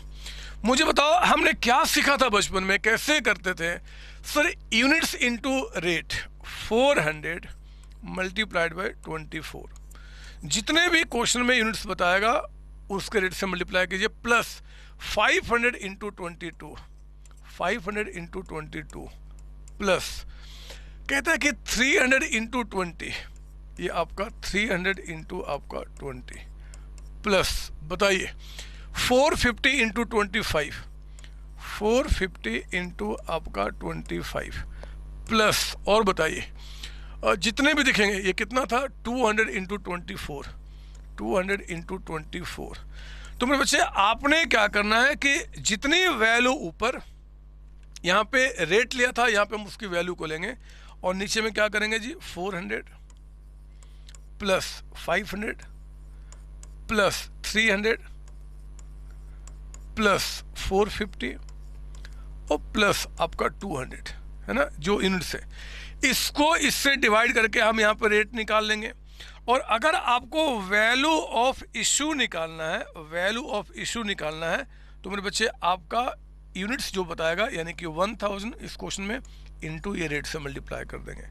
और अगर क्लोजिंग स्टॉक में निकालना है तो 850 मल्टीप्लाइड बाय ये रेट आप ले लेंगे। सर ये रेट कितना होगा? जो भी होगा बदमाश आप कर लेना ना, आप कर लेना और इस तरीके से करेंगे। तो एग्जाम में आपको कहता है कि भैया कॉस्ट फॉर्मूला क्या है, हिस्टोरिकल, दूसरा नॉन हिस्टोरिकल। हिस्टोरिकल के अंदर में आपके पास कितने मेथड से? 5 है। एक तो स्पेसिफिक आइडेंटिफिकेशन मेथड, क्लास में हमने बहुत अच्छी तरीके से पढ़ा हुआ है और इसका नोट्स भी क्लास में मैंने लिखाया हुआ है, आप उसको देख लेंगे या मेरी रेगुलर बुक में भी होगी। फिर आपका FIFO, LIFO, simple average and weighted average, ये 5 हो गए हिस्टोरिकल कॉस्ट मेथड के अंदर में। नॉन हिस्टोरिकल कॉस्ट मेथड में 2 मेथड है मेरे बच्चे, एक तो स्टैंडर्ड कॉस्ट मेथड और दूसरा क्या बताया था मैंने, रिटेल प्राइस मेथड। उसको कई नाम से जानते हैं। ये देखिए एडजस्टेड सेलिंग प्राइस मेथड जो है ना, एडजस्टेड सेलिंग प्राइस मेथड, हम इसको रिटेल प्राइस मेथड भी कहते हैं, रिटेल प्राइस मेथड। तो कई सारे नाम से हैं, आप परेशान नहीं होना, अगर ये नाम बोल दिया तो मतलब कि यही नाम है। और स्टैंडर्ड कॉस्ट मेथड, मुझे बताओ स्टैंडर्ड कॉस्ट मेथड में हमने आपको क्या सिखाया हुआ है? उसमें कहते हैं हम इन सब चक्कर में नहीं पड़ते, एक प्राइस पहले से हमने फिक्स कर दिया है कि भैया हम जब भी इन्वेंट्री को वैल्यू करेंगे या फिर जो भी इशू को वैल्यू करेंगे हम इस रेट से करेंगे। वो रेट मैनेजमेंट डिसाइड करता पहले से ही आपका। तो मेरे बच्चे उसी रेट से हम क्या करेंगे, वैल्यू निकाल देंगे। इस बात को समझाने के लिए भी मैंने क्वेश्चन आपके लिए रखा हुआ 7 क्वेश्चन। पहले हम बात करें स्टैंडर्ड कॉस्ट मेथड का। X limited has stock of 100 kg of shampoo. Standard cost कहता है कि पर केजी आपका 40 है, तो बताओ स्टॉक की वैल्यू क्या होगा? हम क्या करेंगे, इस 100 को 40 से मल्टीप्लाई कर देंगे, 100 इंटू 40 आपका, तो आ गया 4000। इतने ही करने के एग्जाम में मार्क्स मिलेगा।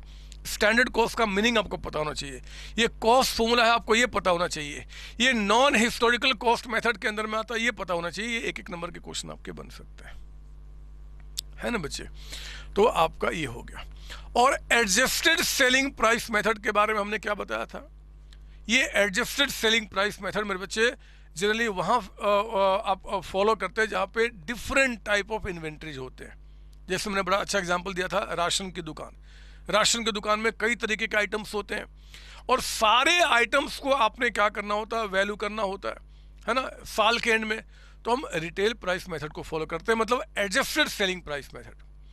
क्या बताया था मैंने उसके अंदर में कि एडजस्टेड सेलिंग प्राइस मेथड के अंदर में क्या होगा कि जो भी आपके उस शॉप के अंदर में जितने भी आइटम्स पड़े हुए हैं उनका नॉर्मल सेलिंग प्राइस हम देखेंगे जी, हमारे कंप्यूटर में रहता है। और उसमें जो मार्जिन ऑफ प्रॉफिट हमने पहले से डिसाइड किया हुआ है उसको माइनस करके हम उसकी कॉस्ट निकाल देंगे। आओ ना, मैं एक क्वेश्चन करा भी देता हूँ आपको, आप प्यारे बच्चे हैं इसलिए मैं ये क्वेश्चन कराऊंगा। जैसे कि आपका 5th एग्जाम्पल देख लो। पहले आप पहले 5th को दिखाने के पहले ना मैं इसको एक बार मिटा देता हूँ, ये लीजिए।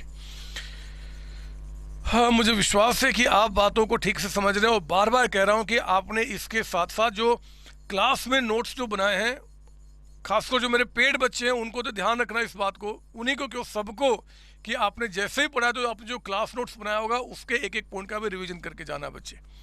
क्योंकि मैराथन में 100% पॉइंट्स कॉन्सेप्ट कवर नहीं किया जा सके, it's only revision class, you know it very well. तो आपने क्या करना है कि अब जैसे फिफ्थ क्वेश्चन है, सॉल्यूशन कर रहा हूँ फिफ्थ का। कहता है फिफ्थ में, वाई लिमिटेड स्टॉक ऑफ 500 के packets of shampoo, Y has stock of, मतलब 500 पैकेट्स ऑफ शैम्पू का स्टॉक पड़ा हुआ है। रिटेल प्राइस कहता है कि पर पैकेट आपका 90 है और जीपी कहता है कि 20। बोलता है कि कॉस्ट बताओ। हम लोग इसमें क्या करते हैं, हम लोग लेते हैं पहले आपका रिटेल प्राइस जो आपके कंप्यूटर में दिख रहा होगा, वो कितना हो गया आपका 90 आपका। जीपी इसमें माइनस करते हैं जी, वो कहता है कि 20% ना बताए तो हमेशा किसे मानते हैं, कॉस्ट सेल पे। तो 90 का 20% आपका कितना हो गया 18 रुपीज। यानी कि जो कॉस्ट हो गया पर पैकेट वो हमारा यहाँ पे कितना निकल के आ रहा है आपका 72। तो अगर आपको यहाँ पे कॉस्ट निकालना बोलता है कैलकुलेट कॉस्ट ऑफ स्टॉक, अगर कॉस्ट आपको निकालना है तो हम लोग क्या करेंगे कि ये 72 मल्टीप्लाइड बाई 500 पैकेट्स, 72 ये कॉस्ट निकल के आ गया। कॉस्ट से तो सीख रहे हैं। अरे हमने कहा था ना कि इन्वेंट्री को वैल्यू करते हैं कॉस्ट प्राइस और NRV which ever is lower. NRV कैसे निकलता हमने देख लिया, फिनिश गुड्स का भी, डब्ल्यूआईपी का भी, रॉ मटेरियल का भी। उसका कॉस्ट कैसे निकलेगा मेरे बच्चे, उसी पे हम लोग बात कर रहे हैं। कॉस्ट निकालने के लिए हमने देखा था जी, इन्वेंट्री सिस्टम 2 होता है, परपेचुअल पीरियोडिक। आप कोई भी करें उसमें जो आपका कॉस्ट फॉर्मूला जो लगता है, कॉस्ट का फॉर्मूला मतलब उसकी कॉस्ट जो एंड में स्टॉक है जो आपका, उसको हम किस कॉस्ट से मल्टीप्लाई करें उसकी वैल्यू को निकालने के लिए। तो हिस्टोरिकल, नॉन हिस्टोरिकल, हिस्टोरिकल में 5 देखा, नॉन हिस्टोरिकल में 2 देखा कॉस्ट निकालने के लिए। एक्चुअली नॉन हिस्टोरिकल में एक स्टैंडर्ड कॉस्ट था वो देख लिया, एक हमारे पास क्या है एडजस्टेड सेलिंग प्राइस मेथड, या कह दो रिटेल प्राइस मेथड। उसी बात को आपको दिखा रहा हूँ, कॉस्ट निकालने का तरीका ये हो गया आपका, है ना बच्चे। ठीक है,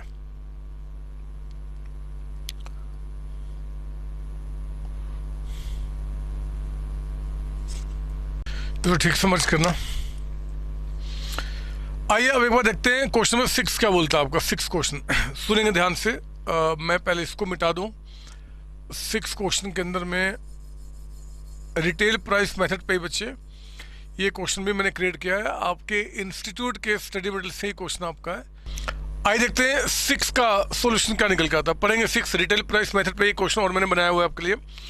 following information are obtain from the records of retail shop. जब भी मेरे बच्चे रिटेल शॉप की बात करेगा ना, रिटेल शॉप, रिटेल बिजनेस, और या फिर बहुत सारे आइटम्स को लेके आप डील कर रहे हो और बोले कि बताओ कौन सा मेथड आप सजेस्ट करोगे, तो एडजस्टेड सेलिंग प्राइस मेथड को ही आप सजेस्ट करेंगे यहाँ पे, ठीक है ना। फॉर देयर एंडिंग ऑन 31 मार्च 2021 कहता है कि goods receive from supplier 1575 rupees है, सब्जेक्ट टू ट्रेड डिस्काउंट कहता है एंड टैक्सेज। मतलब कि अगर कोई ट्रेड डिस्काउंट है तो इसमें माइनस अभी करना है, कोई टैक्सेज है तो इसमें ऐड करना है।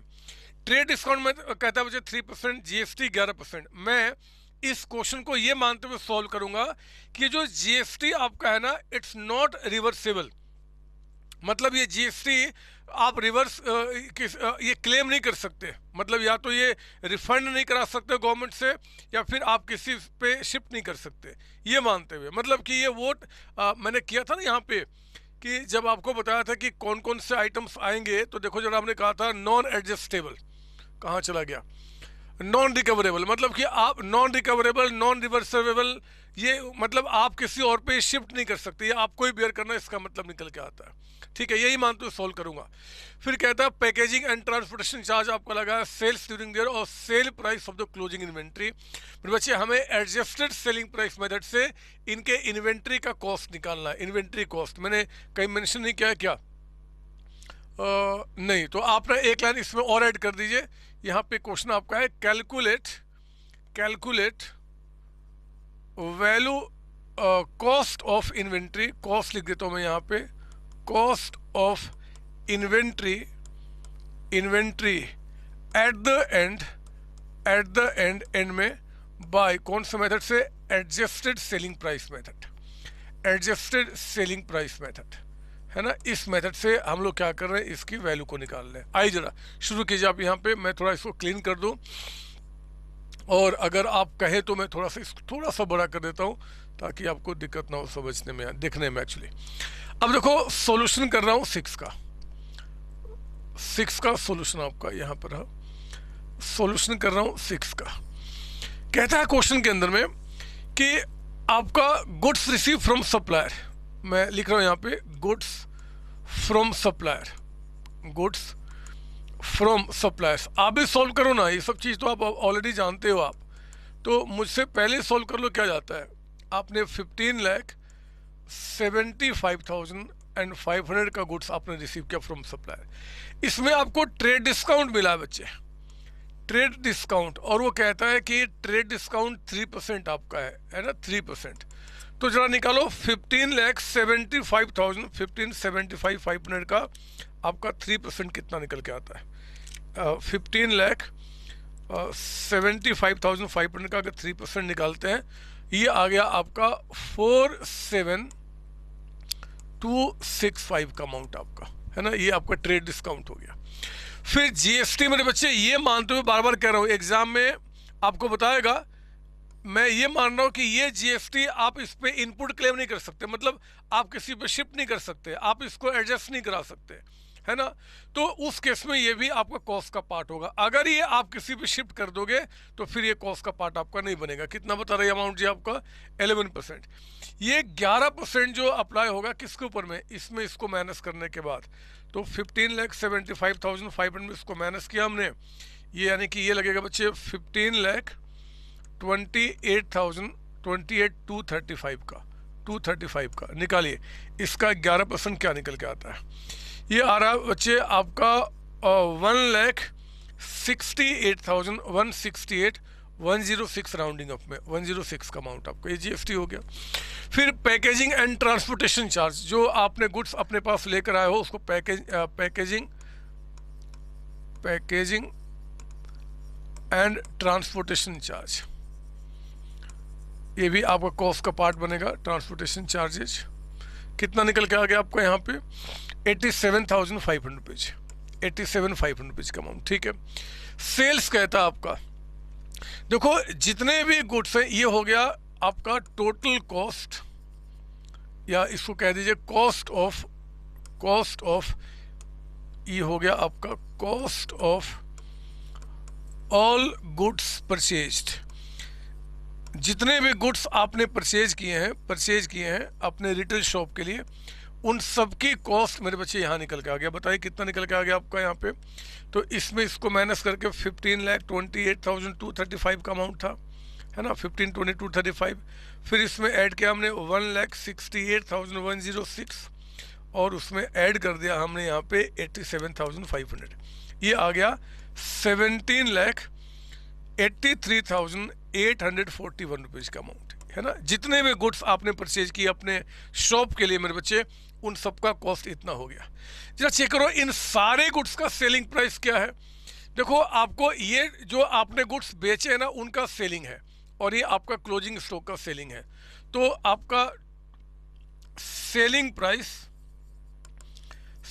Price of all goods purchased, जितने भी गुड्स आपने परचेज किए हैं उन सब का सेलिंग प्राइस कितना, सारे गुड्स का मतलब क्या, जो सेल कर दिया वो भी और जो बच गया वो भी, ये दोनों मिला के परचेज किया ना, तो 22,45,500 रुपीज़ का अमाउंट प्लस 22,45 कहाँ गया, 45,500 प्लस 2,35,000 का अमाउंट।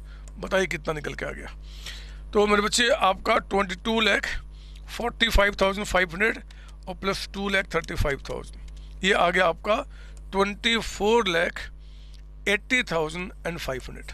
मतलब ये सारे गुड्स अगर मैं सेल कर दूं तो इतने में बिकेंगे। जरा देखो जीपी कितना निकल के आएगा, ये selling price of all goods में से लेस कर दो, आप यहाँ पे लेस कर दो क्या, कॉस्ट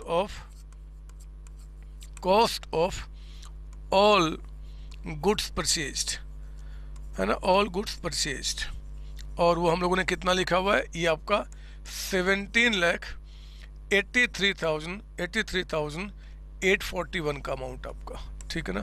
तो सारे गुड्स इतने में सेल होंगे, उन सारे गुड्स को हमने इतने में परचेज किया, तो जरा बताओ जीपी कितना निकल के आएगा।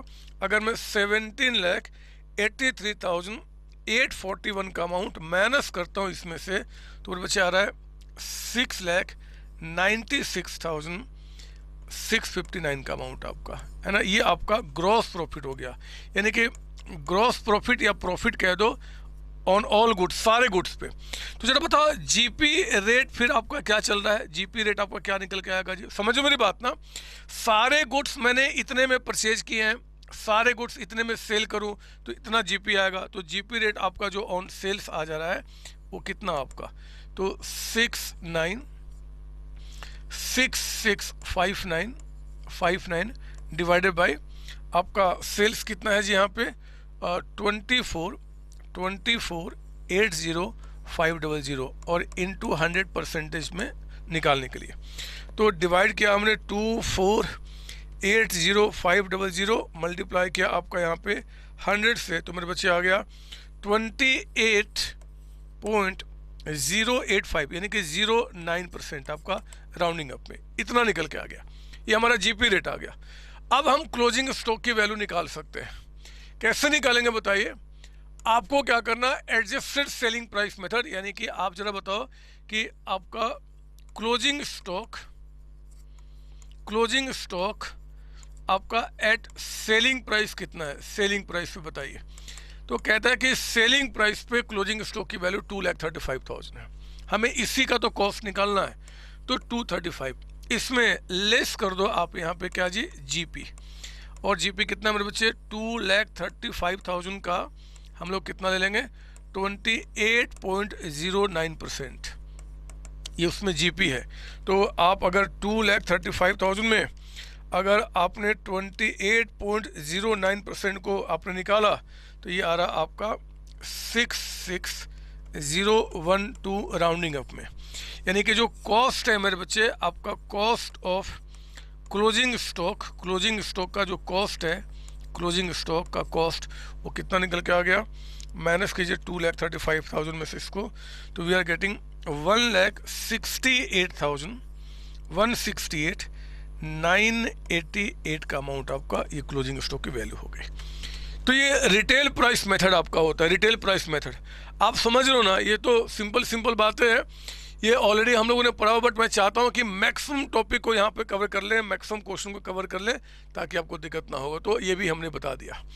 अब जल्दी सुनेंगे फटाफट हमने अभी तक क्या क्या स्टडी कर लिया। ये देखिए आप रिवीजन में हमने क्या किया जी, क्या क्या एक बार दोबारा फटाफट यहाँ पे। एक तो मैंने आपको बताया कि AS2 इन्वेंट्री को लेके चलता है। इन्वेंट्री का मतलब क्या होता है, वो कौन कौन सी चीज़ें इन्वेंट्री के अंदर में कवर्ड नहीं होंगी, सिग्निफिकेंस क्या है इन्वेंट्री को वैल्यू करने का। फिर हमने देखा आपका इन्वेंट्री का मेजरमेंट या वैल्यूएशन होता है कॉस्ट प्राइस और NRV which ever is lower. NRV का मतलब क्या होता है, फिनिश गुड्स के केस में, WIP के केस में और रॉ मटेरियल केस में, उस सबको मैंने बताया आपको। असेसमेंट ये आपका जो होता है कि cost price NRV which ever is lower, ये ईच बैलेंस शीट डेट पे होता है। और मेरे बच्चे आइटम बाय आइटम बेसिस, अगर इन्वेंट्री डिफरेंट है तो हम लोग क्या करते हैं, जितने भी डिफरेंट टाइप के इन्वेंट्री होते हैं सबको अलग अलग करते हैं, उनका एक जगह हम इकट्ठा कॉस्ट निकालते हैं, एक जगह NRV निकालते हैं और दोनों के लोअर को लेके चलते हैं। सारे जितने भी आइटम्स होंगे उनका इकट्ठा कॉस्ट, इकट्ठा NRV हम नहीं निकालते, ठीक है ना। उसके बाद हमने आपको बताया यहाँ पे कॉस्ट ऑफ इन्वेंट्री में 3 बातें, direct material cost, conversion cost, फिर आपका यहाँ पे अदर कॉस्ट। मटेरियल कॉस्ट कैसे निकलता है जी, this is the material cost आपका, कि cost of purchase of raw material. फिर आपने टैक्सेज ऑन परचेज ऐड किया, जो नॉन रिकवरेबल नॉन रिवर्सेबल आपका होगा, है ना, मतलब जो टैक्स आपको खुद बियर करना है, आप किसी से एडजस्ट नहीं करा सकते। Commission on purchase, freight, carriage कुछ पे किया, मतलब परचेज के टाइम पे जितने खर्चे किए उनको ऐड कीजिए। कोई trade discount, rebate, duty, drawback आपका है तो उसको माइनस करेंगे, नेट निकल के आ जाएगा कॉस्ट। कन्वर्जन कॉस्ट में 2, labour cost and factory overheads. Factory overheads भी 2 पार्ट में दे सकते हैं एग्जाम में, फिक्स्ड एंड वेरिएबल आपका, बट फाउंडेशन के बच्चे ज़्यादा डिटेल में आपका नहीं आएगा। अदर कॉस्ट का मीनिंग आपको बता दिया। कौन कौन से कॉस्ट ऑफ इन्वेंट्री का पार्ट नहीं होगा वो भी मैंने आपको समझाया है और बोला कि ये इंपॉर्टेंट आपके थ्योरी के लिए, इस बात को आप ध्यान रखेंगे। फिर आपका इन्वेंट्री रिकॉर्ड सिस्टम 2 होता है, पीरियोडिक, परपेचुअल, उन दोनों का डिफरेंस बहुत इंपॉर्टेंट आपके एग्जाम के लिए है, वो भी समझ लेंगे। कॉस्ट फॉर्मूला मेरे बच्चे 2, हिस्टोरिकल, नॉन हिस्टोरिकल। हिस्टोरिकल में 5, स्पेसिफिक, फीफो, लिफो, सिंपल और वेटेड एवरेज। नॉन आपका नॉन हिस्टोरिकल के अंदर में 2, एडजस्टेड सेलिंग प्राइस और स्टैंडर्ड। स्टैंडर्ड मैनेजमेंट डिसाइड करता है, उसी के हिसाब से हम आपका इशू और आपका क्लोजिंग स्टॉक की वैल्यू निकालते हैं, इरिस्पेक्टिव ऑफ आपका जो उसका एक्चुअल प्राइस कितना है। लेकिन एडजस्टेड सेलिंग प्राइस मेथड क्या करता है, हम वहाँ पे फॉलो करते हैं जहाँ पे न्यूमरस टाइप के बहुत तरीके के इन्वेंट्रीज आपके पास होते हैं, तो हम उसका कॉस्ट निकालने का ये तरीका फॉलो करते हैं, ठीक है ना। ये बात आपको मैंने बताई। इसके बाद फिर मैंने आपको इन सब पे क्वेश्चंस कराया, ये समझाया, आइटम बाय आइटम का मतलब समझ लिया हमने। अब हमारे पास आ गया कुछ और क्वेश्चंस की प्रैक्टिस करके इस चैप्टर को हम एंड करें, है ना। 2-3 क्वेश्चन और मैंने डाले हुए, उसमें प्रैक्टिस क्वेश्चन नंबर 9 आपको सुनेंगे, है ना। ये एग्जाम के लिए सब अच्छे हैं, इसलिए मैंने डाल दिए हैं 9। ऐसे हम लोगों ने क्लास में ऐसे कई सारे क्वेश्चन किए हैं, ध्यान देना। एक ये पैटर्न क्या बता रहा आपका, कहता है कि from the following particulars at certain value of inventory on 31 मार्च 2021 को इन्वेंट्री की आपको वैल्यू निकालना। और वो कहता है कि ओपनिंग इन्वेंट्री है जी, परचेजेज है, मैन्युफैक्चरिंग है, सेलिंग एक्सपेंस है, एडमिनिस्ट्रेटिव है, फाइनेंशियल चार्ज है और सेल्स आपका। ये AS2 की बात नहीं है, बस आपको जो होता ना कि आप ट्रेडिंग अकाउंट बनाना चाहते हो तो एंड में क्लोजिंग स्टॉक का इन्फॉर्मेशन मिसिंग है एक्चुअली, तो वो इन्फॉर्मेशन कैसे निकालोगे। तो मेरे बच्चे अगर आपको क्लोजिंग स्टॉक निकालना है तो उसके सिवाय सारी बातें देगा, जैसे कि इन्वेंट्री स्टार्टिंग में कहता है this is opening stock, purchases account, manufacturing भी हमारा ट्रेडिंग में जाता है, आपको याद होगा, सेलिंग एक्सपेंस तो प्रॉफिट लॉस में जाता है ना, एडमिनिस्ट्रेटिव आपका, फाइनेंशियल और सेल्स। फिर कहता है at the time of valuing inventory as on 31 मार्च 2020, 31 मार्च 2020 यहाँ का नहीं, एक साल पहले का, मतलब ये ओपनिंग स्टॉक के बारे में बात कर रहा है। इसके बारे में इस इन्वेंट्री को वैल्यू करते समय आपने 17,500 was written off on a particular item. आपने क्या किया, कोई आइटम है जो शायद आपको खराब हो गया था, इस स्टॉक में मिला हुआ था, और उसका 17,500 की वैल्यू आपने माइनस किया हुआ है इसमें से। लेकिन कहता है कि which was originally purchase for ₹50,000। मेरे बच्चे जो चीज़ आपने 50,000 में परचेज किया था वो स्टॉक खराब हो गया था, और वो 50,000 अगर आपका खराब हो गया था तो 50 हमें यहाँ से हटाना चाहिए था। लेकिन हमने कितना राइट ऑफ किया हुआ है, कहता है कि 17,500। क्या करेंगे बाद में, और उसको इस बार हमने सेल कर दिया 45,000 में। तो मिला किस में है, ओपनिंग स्टॉक के अंदर में मिला किससे, ओपनिंग, क्योंकि पिछले साल के स्टॉक में गलती हुआ था तो वो इसमें मिला हुआ है, और वो इस बार सेल हो गया है कितने में, 45 में, ठीक है। Bearing the transaction relating to this item, इस आइटम को छोड़ के बाकी पे जो ग्रोस प्रॉफिट मार्जिन है वो कहता है कि 20% ऑन सेल आपका है। तो मेरे बच्चे बताओ हमने क्या सिखाया ऐसे क्वेश्चन के लिए। हमने सीखा कि देखो जी, आपको एक बनाना होगा मेमोरेंडम ट्रेडिंग अकाउंट, क्योंकि क्लोजिंग स्टॉक जो है ना वो ट्रेडिंग अकाउंट से ही निकलता है, ट्रेडिंग अकाउंट में हम लोग करते हैं आपका। तो हमने आपको कहा था कि एक काम करना कि ट्रेडिंग अकाउंट में जो भी आपके ट्रेडिंग अकाउंट के आइटम्स है उनको लिख दो, जो बैलेंसिंग फिगर होगा वो आपका क्लोजिंग स्टॉक निकल के आ जाएगा। और इस बात को करते समय हम ध्यान रखेंगे कि जितने भी नॉर्मल चीज़ें हैं ना उन्हीं को रिकॉर्ड करेंगे। मतलब सर मैं आपको बताता हूँ, ये देखिए आप, जैसे कि आपका ओपनिंग स्टॉक जो 1,42,500 है, ये देखो इसको निकालते समय एक ऐसा एबनॉर्मल आइटम है जो कि 50,000 का था, मतलब जिसकी कॉस्ट 50,000 की थी, और आपने 17,500 इसमें से माइनस किया है। तो बच्चे जब वो आइटम अब खराब हो गया है, बर्बाद हो गया, तो पूरे 50 उसको माइनस करो। अगर उसको हम फैक्ट्री में यूज नहीं कर रहे हैं, नॉर्मल गुड्स नहीं, तो उसका क्या पूरे 50 माइनस करो ना, वो तो खराब हो चुका है। और हमने 17,500 माइनस किया है, तो हमने क्या किया, बाकी का अमाउंट और माइनस कर दिया। ये कैसे निकल के आया जी, उसकी एक्चुअल कॉस्ट कितने की थी, 50,000 की, 50,000 की। हम लोग उसमें से कितना ऑलरेडी माइनस कर चुके हैं यहाँ पे, 17,500। तो क्योंकि पूरे 50,000 रुपये माइनस होना चाहिए था, तो हमने क्या किया, बाकी का अमाउंट यहाँ पे और माइनस कर दिया, तो आ गया ये आपका 110। परचेजेज आपको बता रहा है 7,625, उसको हमने लिख दिया। मैन्युफैक्चरिंग एक्सपेंस आपका फैक्ट्री में ट्रेडिंग में ही आता है, तो वो भी हमने यहाँ पे लिख दिया जी 150 का अमाउंट। एडमिनिस्ट्रेटिव, सेलिंग और फाइनेंशियल, मेरे बच्चे ये तीनों नाम जो होते हैं वो ट्रेडिंग में नहीं आते, वो प्रॉफिट लॉस में आते हैं।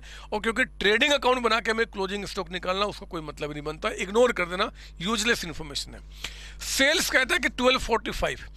अगर कोई आइटम्स आप राइट ऑफ कर चुके हैं, मतलब खराब हो चुका है, स्क्रैप्ड हो चुका है, और वो आइटम अगर हमने यहाँ से हटा दिया तो उस आइटम का एक्सपेंस भी यहाँ पे नहीं होगा, उसका रेवेन्यू भी यहाँ पे नहीं होगा, क्योंकि जो जीपी रेट आपको दिया हुआ है ना, ये नॉर्मल आइटम्स पे दिया बच्चे, नॉर्मल गुड्स के ऊपर में।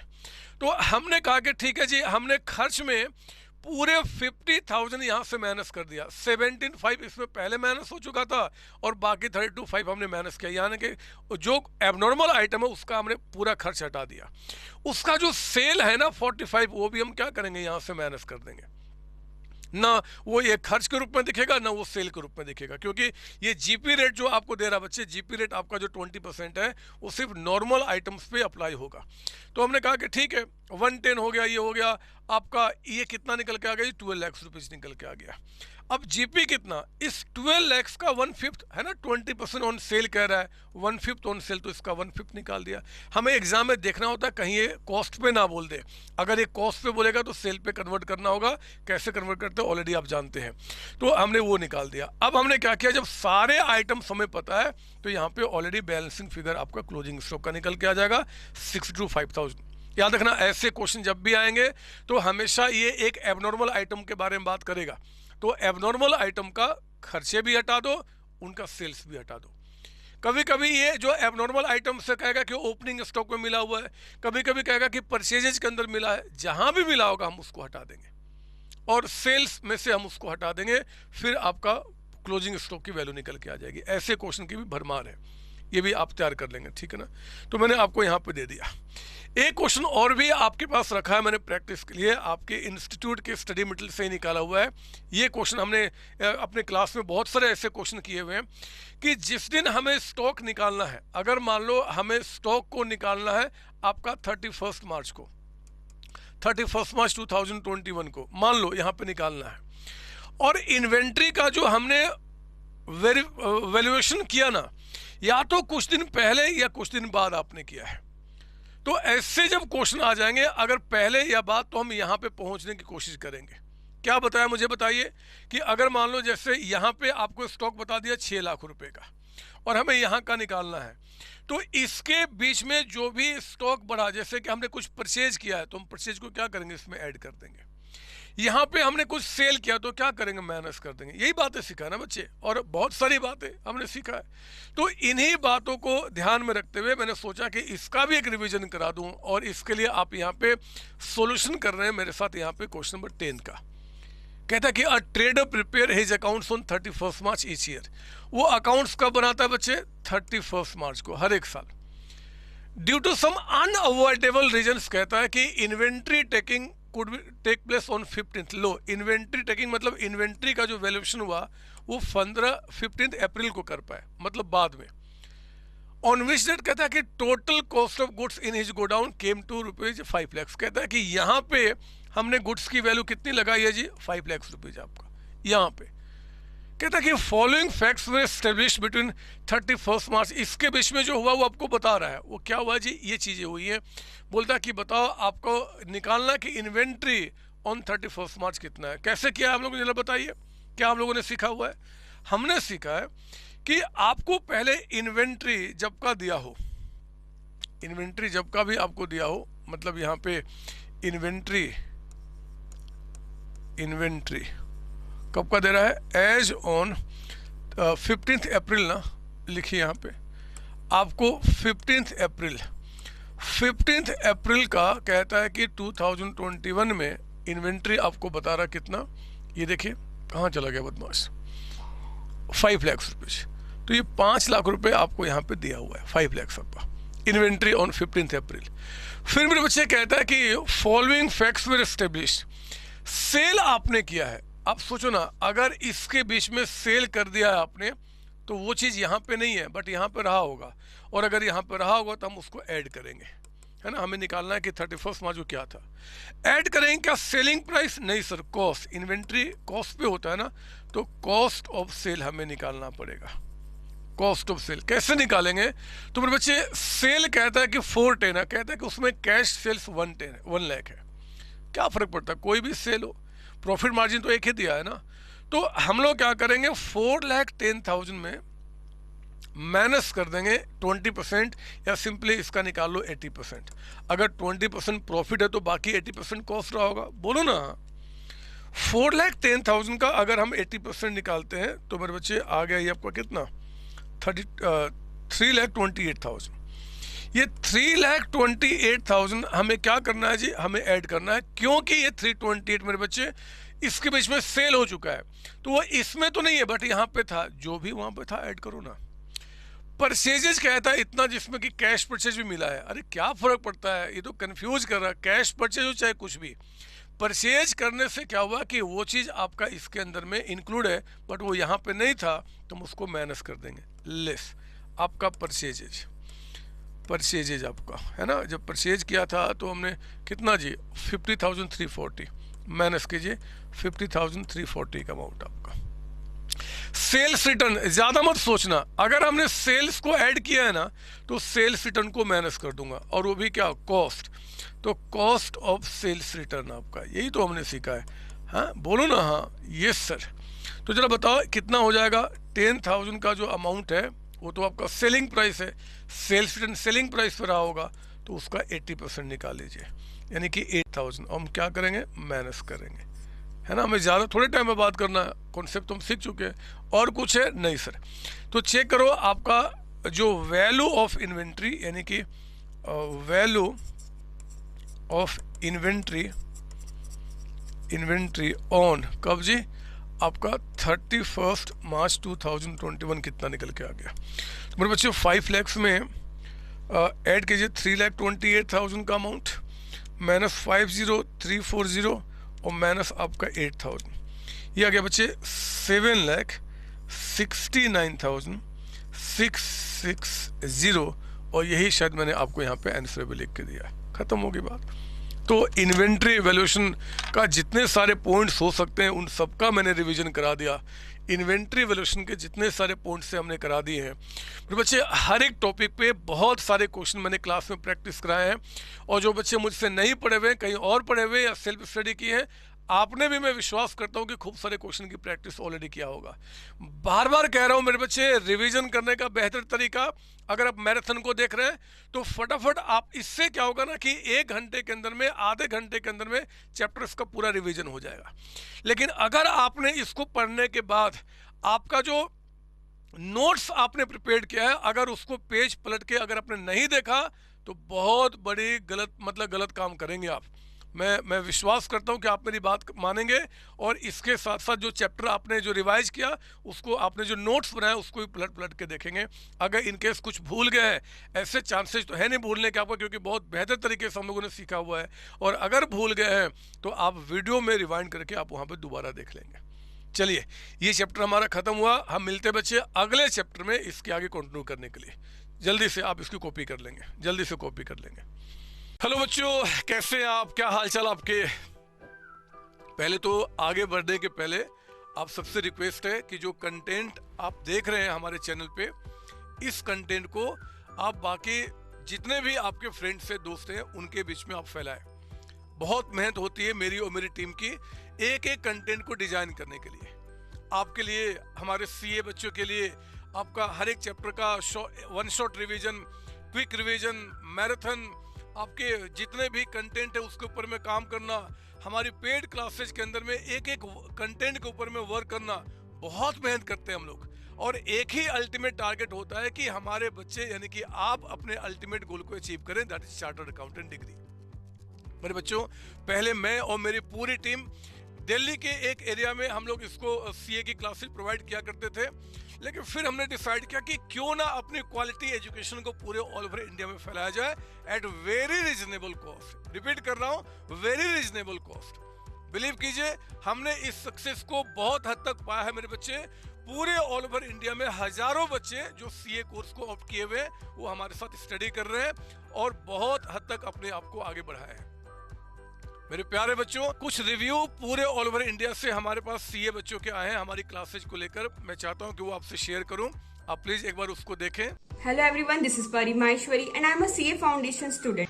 Hello, my name is Vanshika and I'm doing CA Intermediate right now. Hello friends, myself Prashant Dikshit. I took coaching from COC Education. मैंने संतोष कुमार सर की क्लासेस ली थी सी इंटर ग्रुप 1 का। I took my accounts tuition from Santosh sir. Sir तो accounts के legend, सबको पता है, वो तुम यूट्यूब में देख सकते हो। Thanks to Rahul Bhutani sir, he's my maths teacher and maths is very difficult but now I don't think like that. Economics Vineet sir पढ़ाते हैं जो कि डिफिकल्ट से डिफिकल्ट कॉन्सेप्ट को काफ़ी इजी वे में एक्सप्लेन करते हैं। I take my business law classes from CA Raghav Goyal sir. He is just amazing. All the teachers clear our concept very nicely and they guide us in each and every step. Monday to Saturday आपका doubt session होता है जिसमें आप WhatsApp पर calling के through आप अपने doubts पूछ सकते हैं और टीचर्स अवेलेबल होते हैं जो कि आपके डाउट्स को पर्सनली सॉल्व करते हैं। The most important thing about COC is that COC provides us very easy books to study. Thanks to COC, my concepts are pretty clear, my doubts get clear right away, and I'm even able to score a good marks. Thank you. Thanks to COC जिन्होंने मेरी journey को काफ़ी आसान बना दिया है। Thank you. Thank you so much. And video को like करें, सब्सक्राइब करें एंड सभी अपने दोस्तों के पास पहुंचाएं। ऑल द बेस्ट बच्चे, all the best. Thank you बच्चों, थैंक यू जी, थैंक यू।